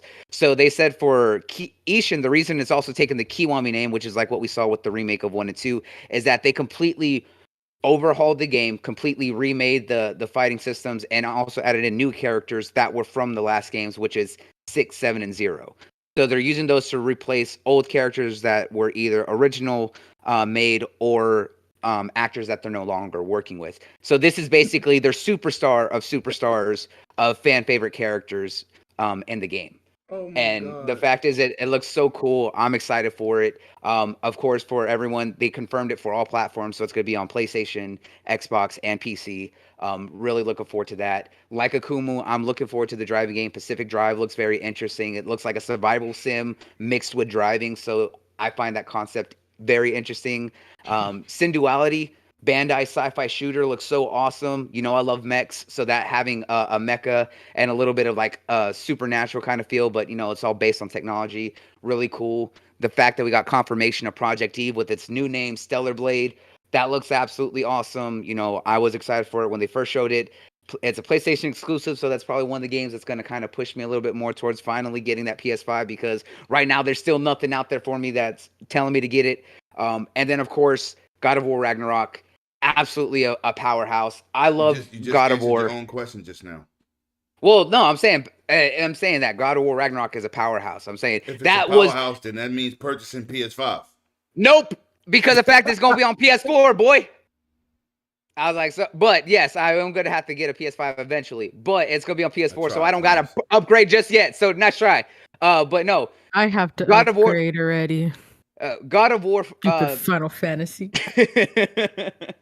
But God of War Reboot, when they put that out, I actually love God of War so much that I bought the collector's edition of God of War before I even had a PlayStation, and waited almost a year before I was able to get a PS4 to play that game. I was like, but Ragnarok looks so good. Corey Barlog and the team absolutely outdid themselves. I'm really looking forward to this one. I love what they did with the story, so I can't wait to see how they improve on it. Corey, I talked to you at PAX. I was like, we sat down, had a chat. You know my love of the game. You also know my issues that I had with the game. I'll say, so I'm really looking forward to this. Also, like clowns, press code, please. Stream it. But overall, PlayStation did a real good show. Had a lot of great partners. Real fast and easy. I really enjoyed what I saw, and glad that a lot of the games are going to be multi-platform, Okay. except the Very, obvious ones. very good. You almost got the 2 hours later. You almost got it. You almost got Why? it. Oreo You said, look. interrupted me. I said, I know. I'm gonna hit the button. But let me Listen, shout out my brother. Go ahead. you can't hit me with that. Y'all stopped me when I was giving y'all the history lesson. Yeah. Shout out to the people in the chat, man. I see y'all pulling up. Y'all in droves today, and I hope everybody's having a great weekend. Who did I see that pull up? I see Timmy and Back from the Dead in the building. Jeremy Brown is in the building. Shout out to y'all, man, for making the show possible and exciting to be here. Now, I gotta shout out my brother's Next Level Gaming, man. I won his t-shirt in the contest, and he hit me up and said, yo, Lemon, you just want a shirt. You want the $25 gift card, or do you want the shirt? I said, I want the shirt. And when I get it, I'm wearing on Dragons Den because we represent them GUG members out there, man. Hopefully, we all can support to be supported and keep this hype train going. You know what I'm saying? That's what we're doing out in these streets. Now, what I'm going to say about this show, first of all, as my sister talked about Tekken 8. Now, let me tell you why Tekken 8 is so important to me. Tekken 8 is important to me because Tekken 7 runs like trash for me online. So I wasn't able to compete in Tekken 7 because the net code don't have rollback code and it's kind of outdated for the time period that it came out. Now, Tekken 7 is not a new game. When it was ported, it was already out in the Japanese arcades. It had internet in the arcades. They basically just ported it over. It doesn't even look good, right? If you put in Soul Calibur and pop Tekken 7 in, you're gonna see a complete different in game graphics because they didn't do a good port. So hopefully Tekken 8, they come out, they have rollback code. Please do this right because I haven't been able to compete in Tekken, and I got a gig network and everything runs great for me except Tekken 7. So I was excited to see a new version, console dedicated version where we could play. Of course, you know I'm a God of War fan. That always does it for me, man. Ishii like a dragon. I've been a Yakuza fan. That's a jump off. I was definitely on the fence when Like a Dragon, Yakuza Like a Dragon came out. As me and Bloody had this conversation, I said, I ain't really with this turn base. You know, because I grew up on that and I kind of like action. You can't go from throwing punches and kicks to taking turns throwing punches and kicks. You know, I really not into it. But Like a Dragon, they made it fun, so I jumped back into that. Project Eve, aka Stellar Blade.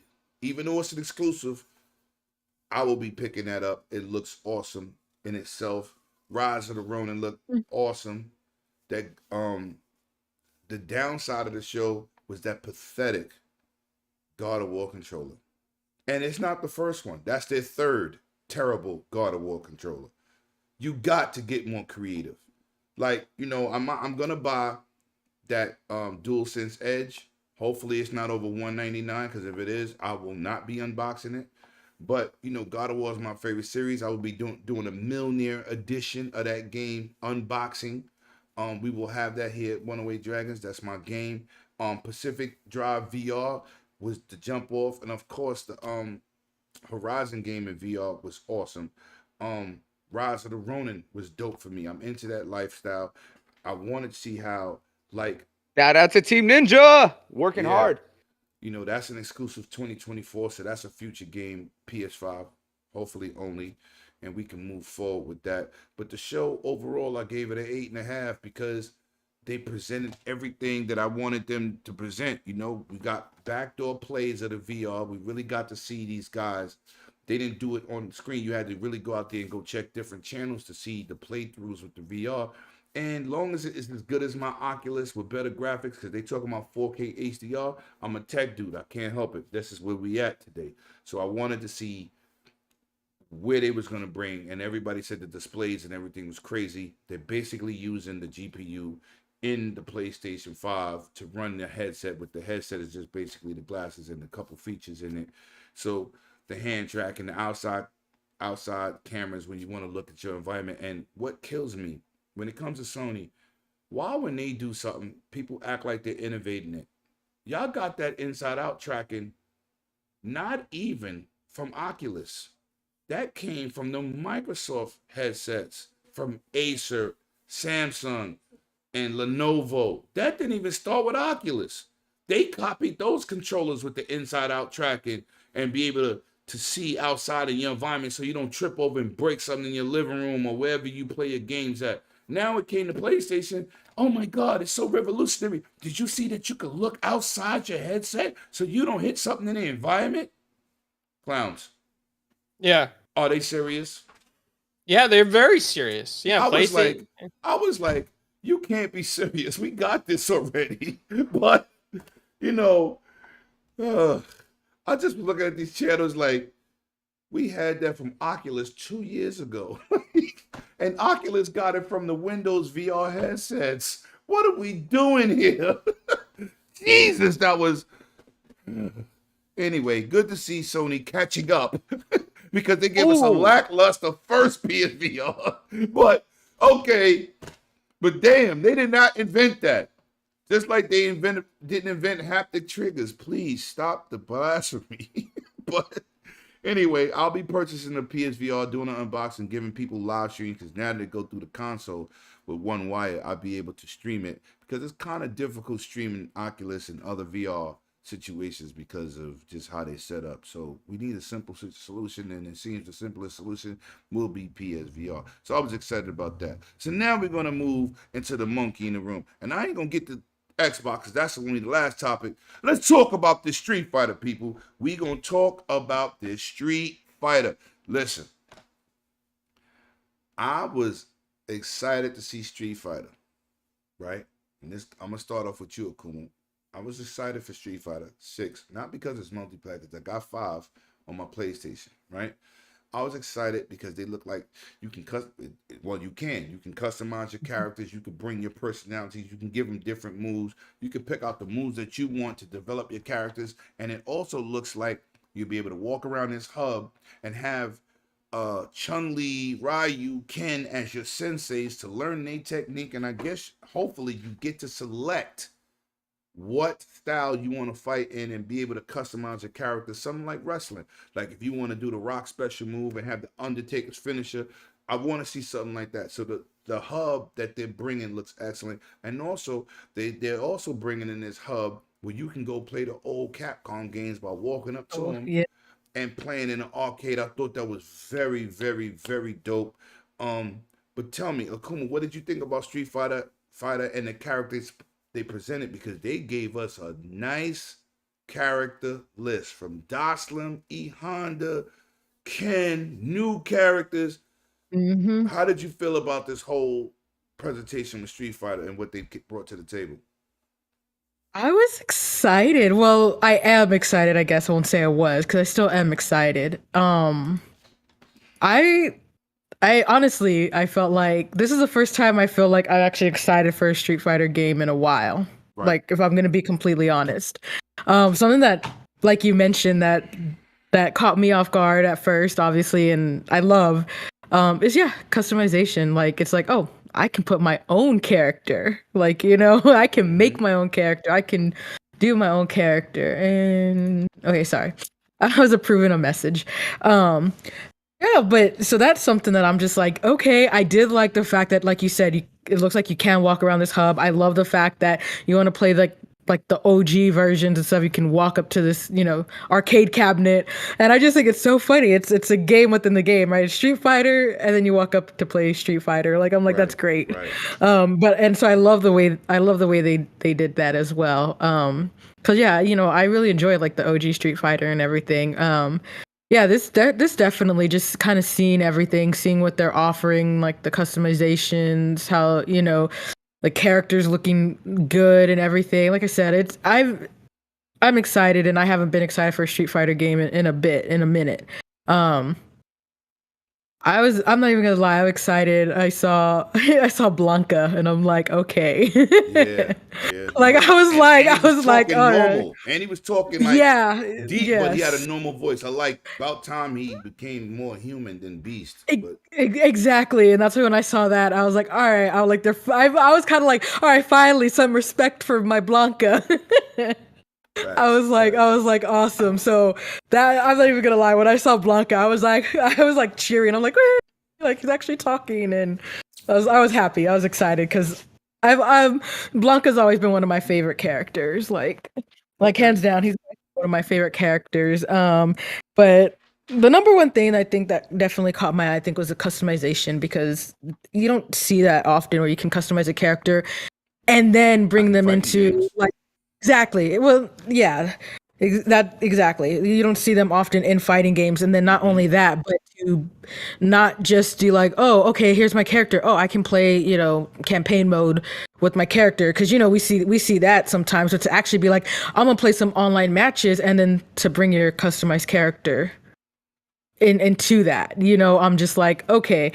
I'm like, things are gonna get, I feel like, a lot more interesting now. Like, it's not just the characters that we know. Now, can you imagine going up and somebody has this customized character? It's like, all right, how you play? How are you gonna play? Like, Right, right. so, And now you got to guess. Now you exactly. got to So guess. I like that because it's not like you said, you can customize things and moves and stuff. So it's not like, oh, I see this character. Oh, okay, I know her move list. Now now you're like, how's this person gonna play? What moves did they give their character? And it's, you can't just look at their character like Chung Li and be like, okay, I know her style. You can't look at characters like Ken and be like, yeah, I know his style. So I think it's going to bring a lot more interest. So that's definitely probably like the number one thing that caught my eye on this like Street Fighter 6. Yeah. Okay. Okay, clowns, talk to me. Street Fighter 6, what did it do for you? Okay, so I am excited for Street Fighter 6, right? I do like, it's like a 50-50 thing for me, okay? I got to be honest with you. I'm excited for it because it really looks advanced compared to their other stuff, like the customizations, the characters just look so good. Everything feels like they're actually trying to engineer the series to be greater than it's ever been before. And the battle hub and all this other stuff that you can walk Mhm. up to. There's even a scene in there that reminds me of like Final Fight there on the train, right? When just fighting a bunch of people on the Yeah. train. Yeah. So who knows like how much more stuff might actually be in this until we actually play it. But also at the same time, I'm kind of sad because I really loved the feel of Street Fighter 2 Hyper Edition back in the day, and I never really wanted that 2D cartoonish thing to ever go away with the pixelated backgrounds that they used to have, because those things were for the time being they were very unique, right? Like those backgrounds, people would always look in those Mhm. backgrounds in the arcade and be like, "Oh, you see that dude like moving his hand above the car? Oh, check out!" People pointed stuff out back then. Mm-hmm. I'm always gonna miss that, man, because I don't think we're ever gonna get Street Fighter, another Street Fighter 2 kind of revamp edition like we had in the arcades. Um, but Street Fighter 6, it is what it is, and it's going to be a great game. There's not, from everything I can see, I don't see any red flags on this game. I think Capcom's really trying hard to make this franchise the best that it can be moving forward and to keep fans happy. And it's going to be good, very big in the fighting community for sure. It's going to be at tournaments and things like that. So I'm all happy for it, man. I 108 can't wait to Dragons play TV it. I'm welcomes going to sign up Graphic for the God. closed beta, which, by the way, if you haven't, it closes September 30th. They have a closed beta application. So, I yeah, hit signed that up up. already. That's a fact. Yep. That's a fact. Shout out to my man Fun Speculation in the building. My man Mav and his great team over there. That they have an awesome podcast. Go check them out, man. Definitely a good dude. I already hit my man GG up in the building. You already know, man. Graphic Guard all day, every day, man. You already know what it is. Bloody Street Fighter. What it did for you, man. Yo, I cannot say how excited I am for Street Fighter 6 because I am not a Street Fighter person. everyone knows that Tekken has always been my favorite. I prefer 3D fighters having wider arenas. I never liked the 2D kind of style fighters. 6 looks so great on so many different levels because of everything they're putting in there. Like everyone mentioned, World Tour, so awesome to be able to make your own custom original character that exists within this world. Like you mentioned here, learning from all of the characters that we know. So being able to make a fighting style using moves that you enjoy from different characters and really making something that's all your own, like, actual martial arts. A lot of people use a mix of styles. So being able to make something that feels unique to you, having the personality with the customization and everything is going to be awesome. Having a really nice open world campaign for you to be able to enjoy for yourself with being able to tour this. And then with the battle hub, everyone mentioned that, being able to do the online, right? So going up to an arcade cabinet to be able to request casual matches, and then having there in the center on the stage open tournaments in these like servers, right? So people are able to do these online tournaments at free time, anytime, setting that up. And then also having a game center with all the older Street Fighter games and stuff like that. A lot of references to their old past, and just the visual and aesthetic of this one looks so much more brighter, so much more colorful and over the top compared to some of the last ones. And I really just love the way that this game looks overall. Everything that they're putting into it has me excited. And this is the first time like I'm really like, yo, I cannot wait to play a Street Fighter game, because everything's just like, I'll play it whenever it comes out. Oh, I saw that, Lem. Don't do that. I was barely talking. You shut the hell up. I snuck it in there. He just wants to show off his new button. That's all. No, it's not new. It's been there since we started. Yeah, I was about to say he's had that. I've been had it. I just don't be doing them dirty. Yeah, he tried to be. You he thought I wouldn't be watching on the slide. I had to entertain the people that's watching. I know. I thought you tried to do it on the slide. Thought I wasn't watching. Yo, I even say nothing. I was like, oh, my bad. But really, I was like, Street Fighter 6 looks so great, and the fact that we got to, like everyone mentioned, got to see more of the roster of characters that we obviously knew were going to be there. E Honda's a staple. Dhalsim's a staple. Blanca's a staple. Yo, they made my character. Dhalsim is my favorite. Him and Ken. Oh yeah. Right? And to see his new moves, I was just like, Jesus. Yeah, Ken's really some collectors. I want the collectors. I want the collectors. Yeah. I'm right there with Akuma though. I was like, I've liked Blanca, but I could never use him well. But the way that he plays Blanca, out and showing, awesome. I was gonna say I've always liked Blanca, but I could never really use him. But like seeing the way that his moveset showed off in this trailer, I'm just like, oh, dude. Right? Yeah, it makes me really want to try, because the fact that with the fact of like classic Street Fighter, whenever I would play, like the only one I played was like 2, like everyone else. I was like, I just stuck with characters that I was decent with, and I say that very, very in big quotations, because I was not good at I was not good at Street Fighter, so I just stuck with like Guile, Ryu, and then occasionally try to use Akuma, and I never could do it right. So I'm just like, I'll get my ass kicked. I was like, but seeing a lot of this and being able to mix it up for your original character, right, and then to be able to use your original character in online matches or even like casual matches and stuff like that is going to be real cool, instead of just using like a lot of the presets that exist there. So, I mean, there's just a lot that's going into this game that's exciting. Okay. Yes, geeks. I prefer Ken, not Ryu. Ryu dope too. Just I like the way he be kicking the hell out of people with his feet action. I'm more of a whoop your ass with my feet guy. I'm really excited to use Jury, because Jury's always been my favorite out of all the characters. And then like if anyone played Street Fighter Cross Tekken, right, I loved that game, even though I wasn't really good at it. I was like, but my Korean dream team was her and Hwarong, because both of them use jiu-jitsu, and they do a lot more, or they do a lot of kicking. So those two together were always like such a powerhouse combo. All right. Okay. Well, I'm definitely excited to see the Street Fighter situation, man, because I'm a Street Fighter dude. I'm a Tekken dude. I'm a Mortal Kombat dude. I'm a Soul Calibur dude. I'm a Killer Instinct dude. I'm a King of Fighters dude. Listen, those are my favorite series, right? This Killer Instinct has made it to the favorite series because the other one was like outdated, low budget, even for its time. There was better games. Street Fighter was better than it. Pit Fighter was better than it. You know what I'm saying? It was good. Yeah. That's disrespect, but I played Pit Fighter all the time, and when it came to consoles, I bought it on Genesis to see. Yeah, it was good. Yeah. It was yeah. good.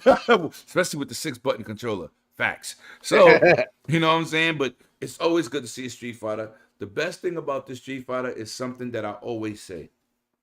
It has cross-platform play. Yes. Nobody has to make a decision where they're going to play with their friends at. Mm-hmm. See, when I had it on PS5, that's it.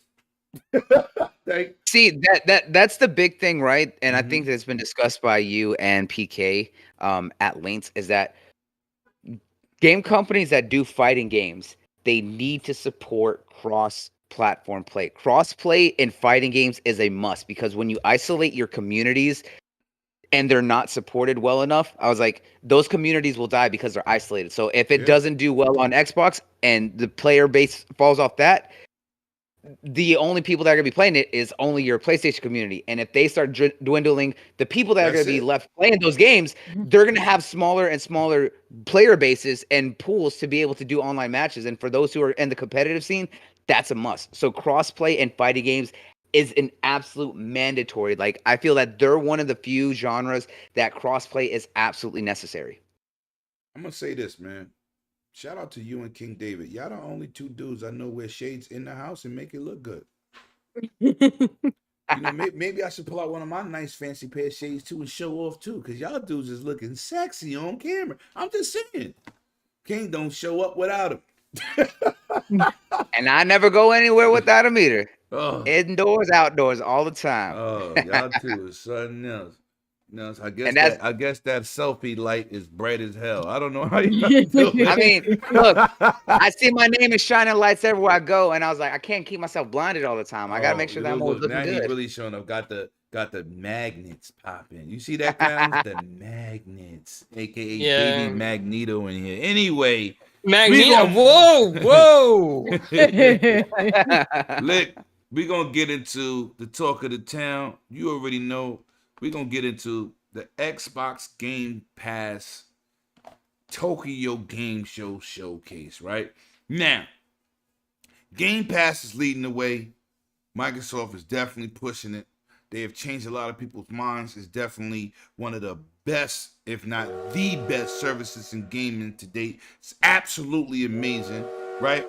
So now they show up the Tokyo Game Show. They said they're gonna be there. I'm like, they're gonna show a couple games we already saw, this, that, and the third. We ain't gonna really see nothing. But what we did see was a lot of Japanese and Asian market support.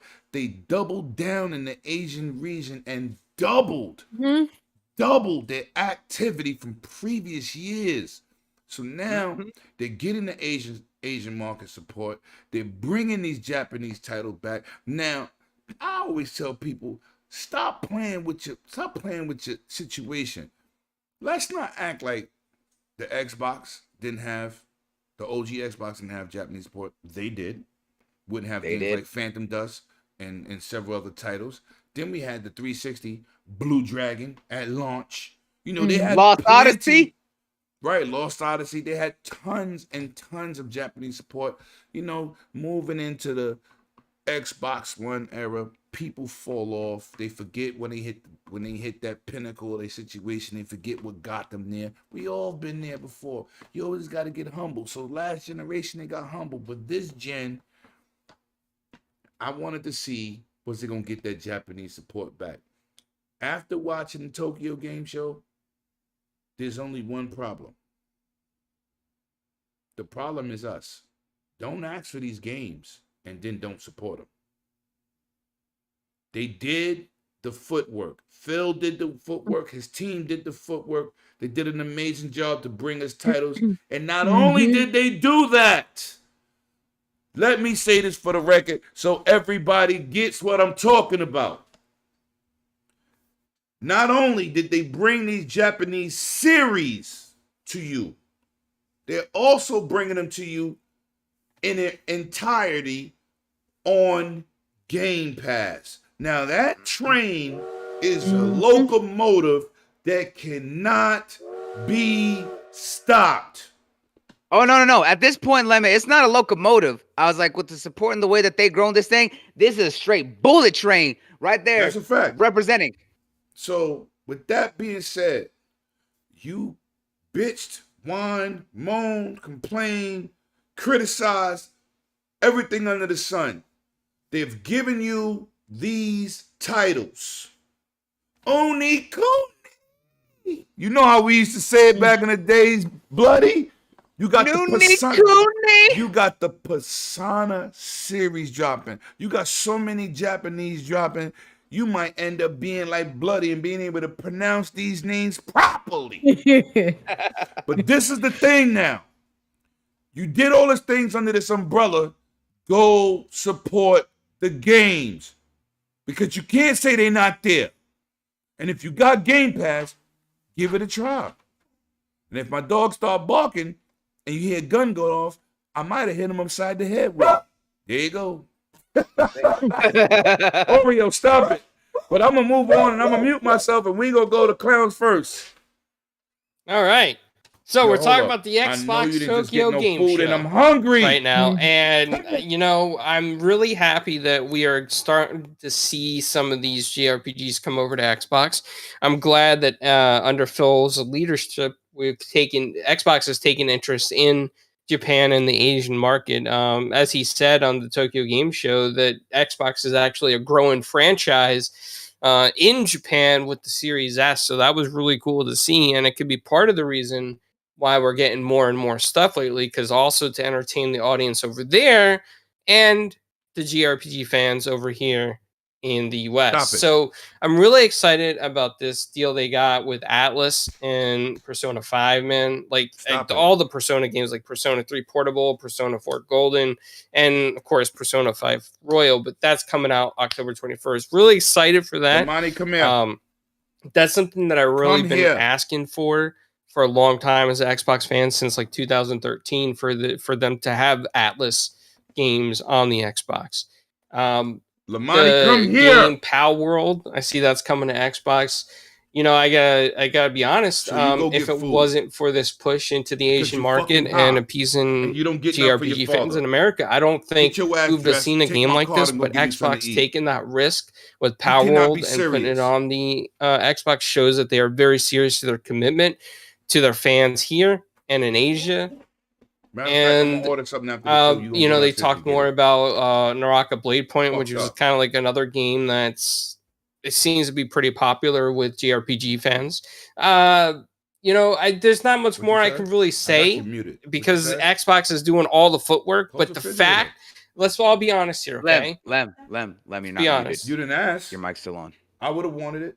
On the stream, your mic's on. That's what it means. Yeah, they can hear you. I was like, I can't hear him. Well, I'm sorry. Yeah, no, they were just pointing out that they can hear your conversation. So I'm cursing my daughter out because she went and got food, and it's goddamn disrespectful, and I'm hungry. Where's my food? Where's my food? No, come on, man. God damn it! She eating it in front of you. Y'all heard me. I should put her on camera, but she ain't got no clothes on. Oh, no. Pause. Shut up. Pause. No, but also, it's really cool to see the games coming to Game Pass, Danganronpa, and the fact that Ni no Kuni Wrath of the White Witch remaster is already in there. I mean, come on, man. We can. No, you can't. But that's hot right there, right? That game right there is a pretty hot title. So, yeah, I mean, they're killing it. Xbox is killing it. Phil's leadership, Sarah Bond being over there just shows that commitment. Man, I'm excited for this future. I'm excited for this future where we're going to get more Japanese titles on Xbox. Come on, Bloody. Where's the hype? Where's the hype? He's going last because he's going He last. was so excited he had to get up and dance. Yeah, right? He probably had to go potty. Yeah. Jesus, man. I can't believe my daughter ain't got food. I was thirsty. I had to go Okay, but did she eat it? But did she eat it in front of you? Did she add insult to injury? No, but you heard my dog barking like, "Yo, where's my food?" Like, what's going on here? Got 2 hungry men in here. Well, anyway, to your word, yeah, dude, I'm so hyped. No, it's not your turn. A great thing. No, he said a question. He told me. Nah. You on Japanese conversation timeout. The queen. The queen is speaking. The queen. That's fair. That's fair. All right.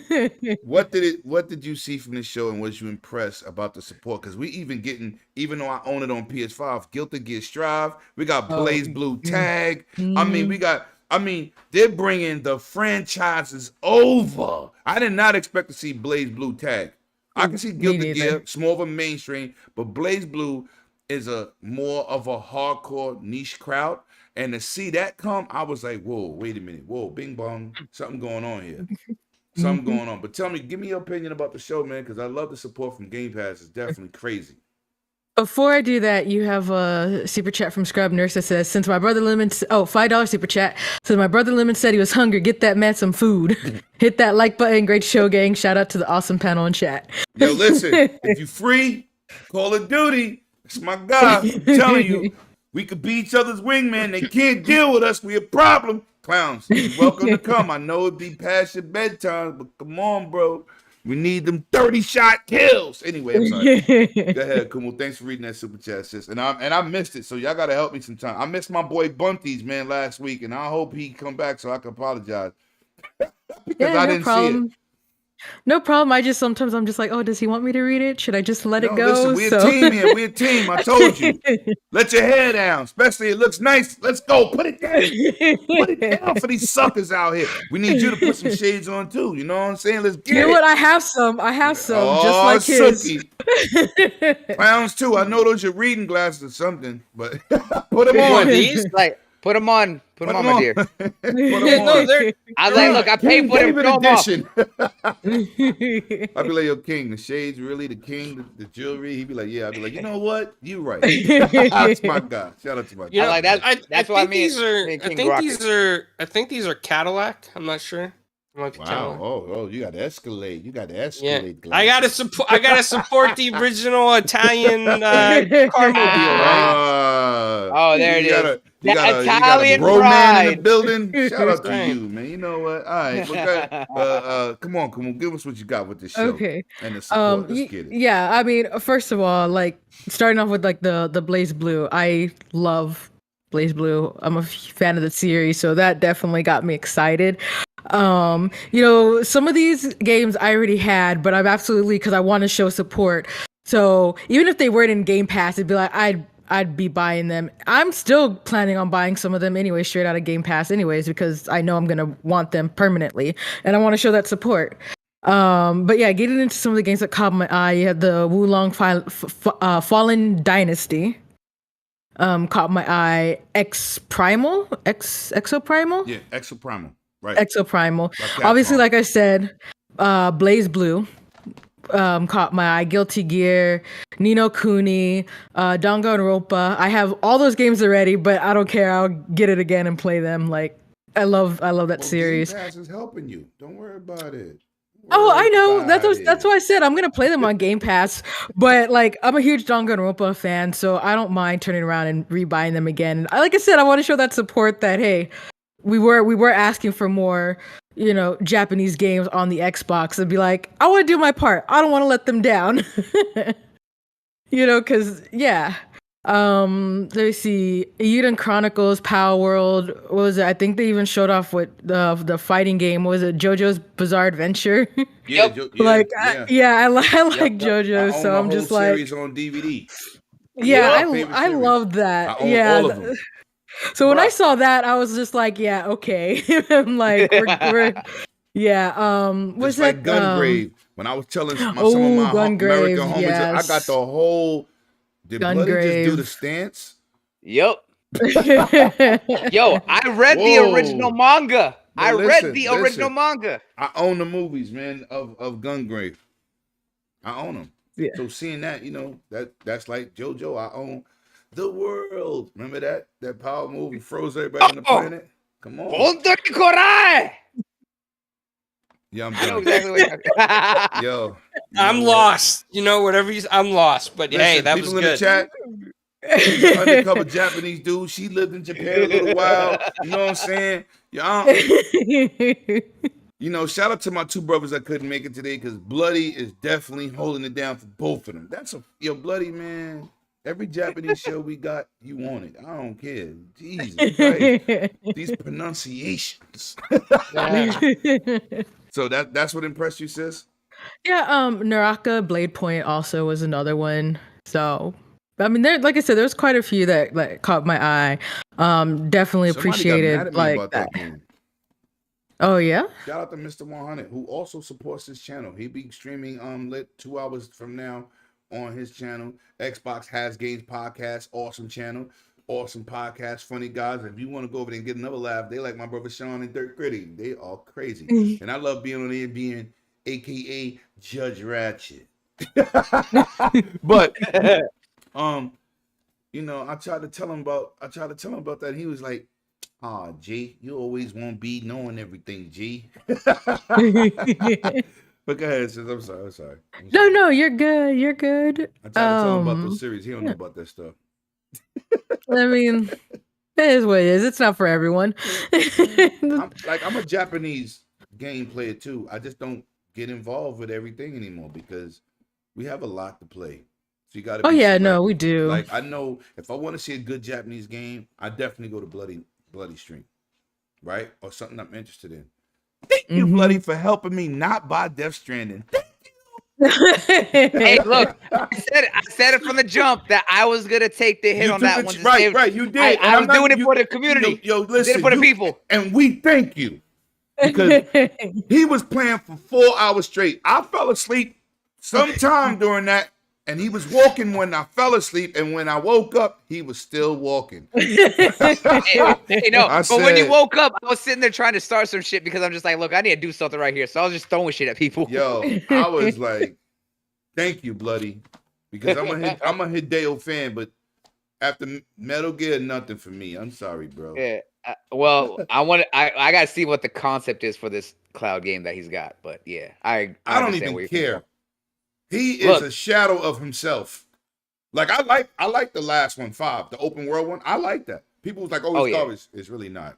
I enjoyed the hell out of it. I enjoyed it. I even beat it, but I was enjoying what I was playing. But that I don't care. Mechanically, I'm a much of a fan. I don't care how much of a fan you are. Sometimes when you have a favorite rapper, they bring out an album you just don't really like too much. You just have to say it. Out of all your games, I'm not ever touching it. I don't care if it's on Game Pass PC. I don't care. It's not good. Not to me. So anyway, sorry. You was finished, Akumu? Yeah, I mean, like I said, that's pretty much it. Like, I like that they are bringing more Japanese games to the Xbox, and I'm here for it. Like I said, most of them, you know, if I'm gonna be completely honest, I already own, but doesn't mean I'm not gonna play them on the Xbox to show that support. Right. So you want to chase achievements like the achievement connoisseur we have sitting in the room with this black and white beard with the spiky mohawk. That's you, clowns. You know who I'm talking about. He chases achievements like somebody women. Okay, in my defense, I don't always chase achievements. Not always. I don't chase achievements at all. Sometimes I do, but not all of the time. Shout out to my bro PK. Shout out to Mr. Kima in the building. Shout out to Shino Elite. Shout out to Chipmunk. Boogeyman, if I missed you, you've been in here a long time. Shout out to you. Shout out to everybody in the chat, man. Thank y'all all for showing up.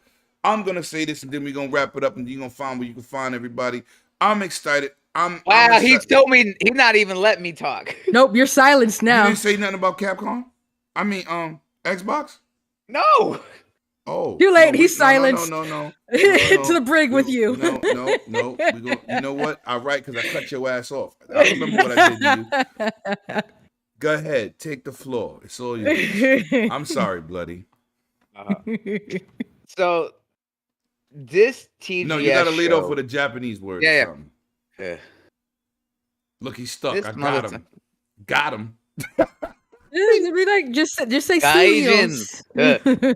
Gaijin. Okay. I don't know what that means, but same to you. Foreigner. Yeah, foreigner. Oh, okay. It's technically it's an insult to foreigners, but you know. Yeah, it's like saying Yankee when somebody go down south and they be like, "Oh, these Yankees." You talking about New York people? I got it. I get it. Yeah. No. I'm a little slow, not that slow. You know what I'm saying? I still get called a Yankee, but they also use carpetbagger as well. Yeah. Yo, 360, man. I know you see what it is. I know you see what it is. Thank you. I appreciate the whole NLG staff out there. That's a fact. Anyway, go ahead, Bloody. Take us home All right. in So 3 minutes. oh, sure. Yeah. So TGS this year for Xbox was a massive step up from what we had previously. One, it's a great thing that both Phil and Sarah were out there in person, being able to speak with the team, show off at the con, and do the presentation. And one, we got to give a lot of love to Phil for his commitment to Japan, but so much respect and love also needs to go to Sarah, because Sarah Bond is really one of the driving forces that's been helping to push the support from the Japanese market and trying to push for Japanese titles on the platform. And it's showing, because this showcase more focused on Japanese titles themselves compared to what we had last year, which had a few, but then mainly a lot of Western titles. So commitment to the partnership with Sega, finally getting Atlas on the platform, since we haven't had an Atlas title since the 360 with Catherine and Persona 4 Arena. Yep, Support. Facts. exactly. I was like, and the fact is that we're actually getting the biggest titles from them with the Persona series. They started off showing off Persona 5 right out the gate. That's coming out next month. They also showed that, one, we're actually getting physical editions. So for the fans out there showing the support for Persona on Xbox, sold out everywhere, physical copies. I had to buy my collector's edition. I did that to show support because got to. Then, of course, like you mentioned earlier, fighting games, Arc System finally back on the platform, blew everyone away with the fact that we're getting Blaze Blue, like as Akumu mentioned. Blaze Blue is more of the niche. Blue tag. Blaze Blue cross tag. Remember, it's cross tag. Right. Yes. Right. So the fact is that we're getting Blaze Blue is already a very niche of the fighting series from Arc System, but the fact that we're also getting cross tag, which has ties to multiple game series, because it has not just their main characters, but it also has characters from Persona 4 Arena. You gotta tell them that, because a lot of people don't know how important that game is. That's a fact. Yes. Blaze Blue, especially cross tag, is a massive stepping point. But the fact is, Guilty Gear Strive is great because of the fact that, one, we've been wanting Guilty Gear on the platform. Strive has been praised since it came out. Absolutely amazing. So it was that one was a no-brainer. It would be great if we can get some of the older ones, but these two together, coming from Arc Sys on the platform, is a great step, especially for the fighting game community, because there is a strong fighting game community on Xbox, but we just don't get enough fighting games to help support that community. So having two of the biggest names come over is so great. And the fact that they're going to be in Game Pass starting in spring next year, and both supporting rollback netcode and crossplay, which is a massive get for the community as a whole. So that means there's going to be plenty of people to play. So everyone who wants to play online can absolutely do that here. Bandai really showing up and showing out. Level 5 finally getting over whatever issues they had with Microsoft, whether that was a push from Bandai themselves to do it or Level 5 actually committing to doing it here. But Ni no Kuni, both Wrath of the White Witch and Revenant Kingdom coming out next year is great. And for those to be shadow drops today or on the day of the showcase was so great, because that's coming from a studio made of former vets from Studio Ghibli. So that art style, that the storytelling in it is phenomenal. That's really showing Bandai really stepping up and being really getting back to the old days of the support, where it was very heavy for with Xbox. There's still some games, especially some more of the obscure anime titles like Dot Hack, that still needs to be done. But Bandai's really been consistent lately, standing right up there with Sega for that support. One of the games that was announced that was really out there, Fuga, Melody of Steels. For anyone who played Advance Wars back on the Nintendo, this is very much like that. This game pushed my 1-2 Redux back. Yeah, but if you love right there with Advance Wars, Fuga is very much that game for you. It has that feel. It has a really dark story. Yeah. I was like, so this is the perfect game for the Advance Wars fans and stuff like that. I was like, really good story in it. I'm excited. They dropped the first one, and then Part 2 is coming out next year. Pal World mentioned if you wanted your offshoot Pokemon on the Xbox, but also want to go wild and insane with it, that one's perfect. That looks like a lot of like tomfoolery and a lot of fun. I'm absolutely excited for it. We got more of a view at Wolong Dynasty or Fallen Dynasty. I mentioned it's so great to have Team Ninja back. That game is amazing. It looks so great. It has that classic Team Ninja feel. And especially for anyone who wants to check it out, there is a demo for the game available now. Go check it out. It's available till the 25th on both PC, Xbox, and PlayStation, I believe. So make sure you go check that out. Really excited for that. And then everything in the sizzle reel. We got more of Yuden Chronicles for 100 Heroes coming from the Suikoden devs. Also, for the fans of Suikoden, we also got confirmation that the original 1 and 2 is getting remastered and going to be on the platform too. So we're getting more of that. So much came out of this showcase and is really showing a commitment from Xbox, really wanting to put that love in Japan, and that they're getting a lot back. Koei was showing a lot of love, and a lot of the partners. There is still some work that needs to be done, specifically from certain publishers. I'm talking about NIS. If you like Disgaea or any of the Trail series, especially those need to come. Koei Tecmo still needs to try and bring. I know people want the Atelier series, so like Ryza and Sophia, that one. And then Square Enix. I don't know what the hell is wrong with Square Enix, but they need to step up. They've been real iffy lately, but overall, this showcase was great because of the fact that the community who wants Japanese games, such as myself, such as Akumu, and so many others, really see the commitment, and that Japan is really showing it back. We've heard that the Series S has been a massive seller out there. xCloud has been the forefront and the biggest powerhouse and drive from Japan to Southeast Asia. And this show is just beyond amazing for what the potential for the future could hold. And that's why I was so excited by this showcase. You done? Yep. I felt like I just left an Xbox Tokyo Game Show meeting. Shout out to my boy Buddy for knowing his things. Charlie Hustle was popping. I see you in the building, man. Thank you for pulling up. Yo, listen, my take on the show, like I said, man, just to see the support. Shout out to the Japanese community for embracing the S the way they did. Finally giving Xbox their first successful console. Not on a huge scale, but the point of support, right? Mm-hmm. They're doing well. They can't do what Nintendo do. They can't do what Sony do, but they're competing. And that's all you can ask. And shout out to the people in the Asian market supporting xCloud, right? Mm-hmm. Pretty sure it's more of them playing xCloud than us. Oh, it's been confirmed. I'm pretty sure.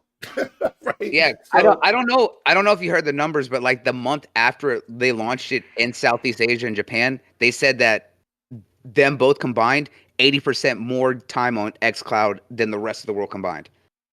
I don't doubt it, because that's a good thing. They mobile. Man. Yeah, they mobile. Yeah, and there's a lot of mobile gamers, whether you play solitaire, whether you play Candy Crush, or whether you is going to be playing PUBG, Call of Duty, and everything else under the sun that they're bringing next year.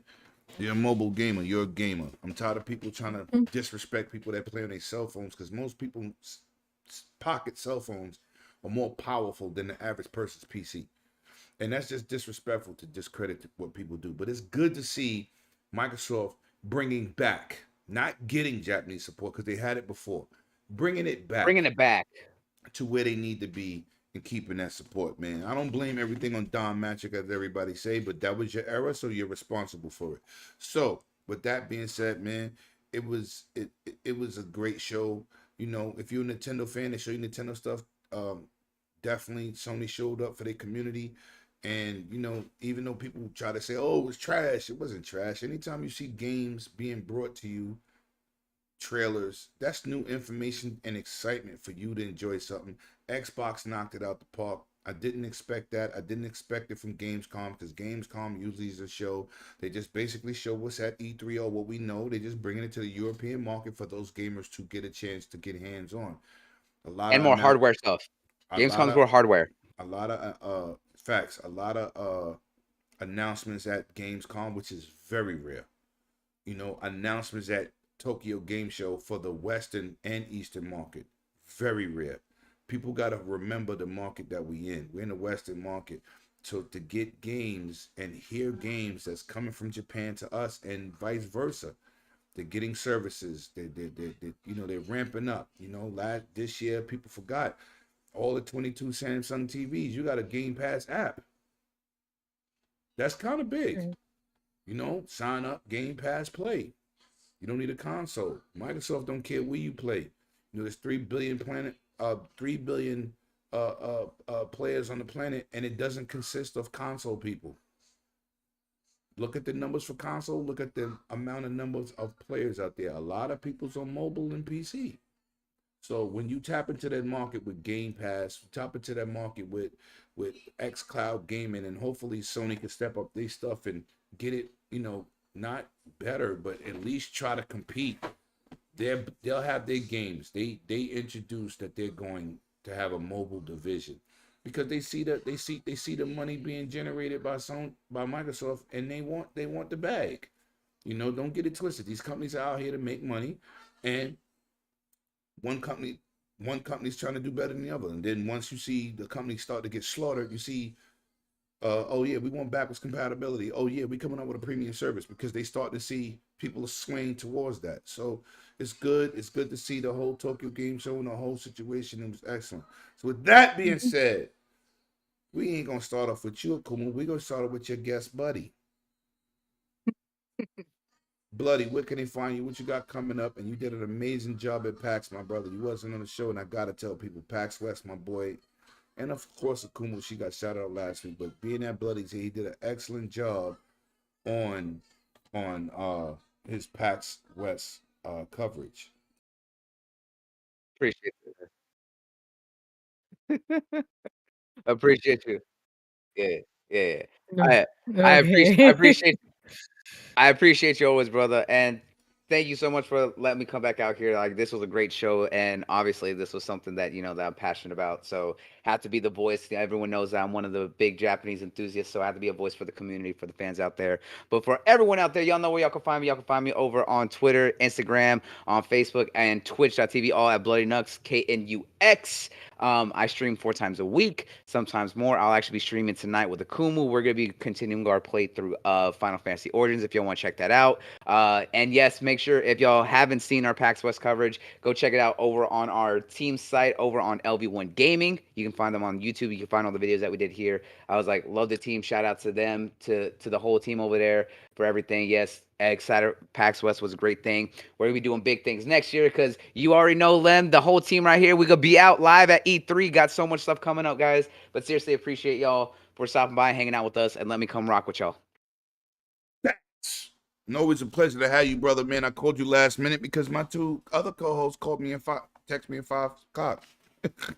I said, y'all couldn't tell me like 3 o'clock because, but y'all always my go-to. Y'all been my backbone. So we're going to get into my other homie. Shout out to 4GQ which I'm an official panel member as I'm on. Shout out to my boy, Mr. 4GQ a.k.a. Lemon Whoop My Tail and Eating Pizza, but I'm Italian. Well, I'm never going to let it go till you beat me. not facts. I'm not petty like facts. 50 Cent. I'm petty. Good thing you don't have the facts thing on the screen right now. No. So I'll give it to you right now, being that you asking for that smoke. Oh, man. You know what I'm saying? But, bro, tell them where they can find you, what you got coming up next, man. Yeah, you can find me on 4GQ TV. I just want to, thank you, Lemon, for having me on. It's always a blast on the Dragon's Den. We have great conversations. Sometimes we learn things as well, like PSVR 1 support.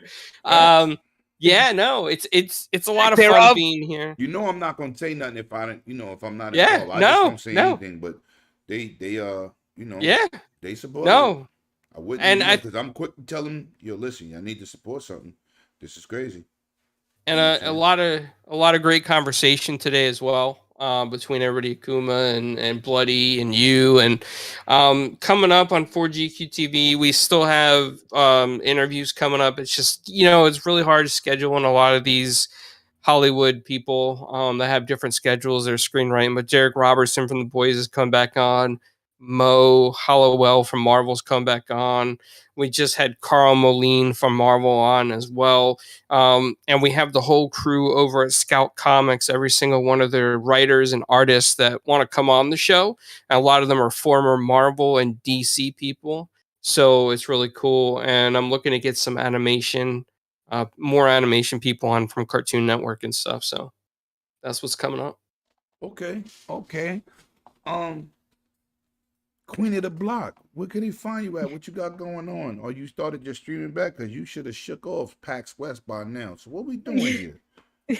Yeah, well, obviously they could find me here on Saturdays. Yeah, back streaming Tuesdays. Like he was like Nux was saying, tonight we're gonna be streaming, continuing our playthrough, like Strangers of Paradise, and then later this week, yeah, there's some things I want to get back into. Like I said, I want to finish up Cult of the Lamb. I want to finish up my playthrough of the Mass Effect Legendary Edition. I want to finish up my playthrough of Dragon Age Origins because I'm close. So those are going to be the main things that I'll probably be focusing on this week, just because I'm trying to wrap up some of these games so I can move on to some more games. Because Cult of the Lamb, it became my obsession, and literally that was all I started streaming. That was it. So I need to get back into my variety streams. That's what's up. That's what's up, man. And as we get ready to get out of here, man, give yourselves a round of applause, man. Y'all been an awesome Clowns and Bloody for coming through when I needed you, because y'all always there for me. I definitely appreciate it. Listen, man. Listen. Without y'all, there's no us, man. And we out here, we give y'all this good situation. We try to give you facts. We try to give you a panel that everybody just going, yes, you're right, yeah, that's what we do. We don't do none of that. We just talk, we just give you honest opinions, and it's good to see y'all showing up weekend after weekend. It's good to see the people who watch this later. Shout out to y'all, man, because we'll start off at 100 and some views and get close to 300 and better. So I appreciate y'all, man. It's very humbling. It's very good to be back, man. And we will see y'all next week. And with that being said, as I always say, and I got a new cup and t-shirt to pave the way. Boss!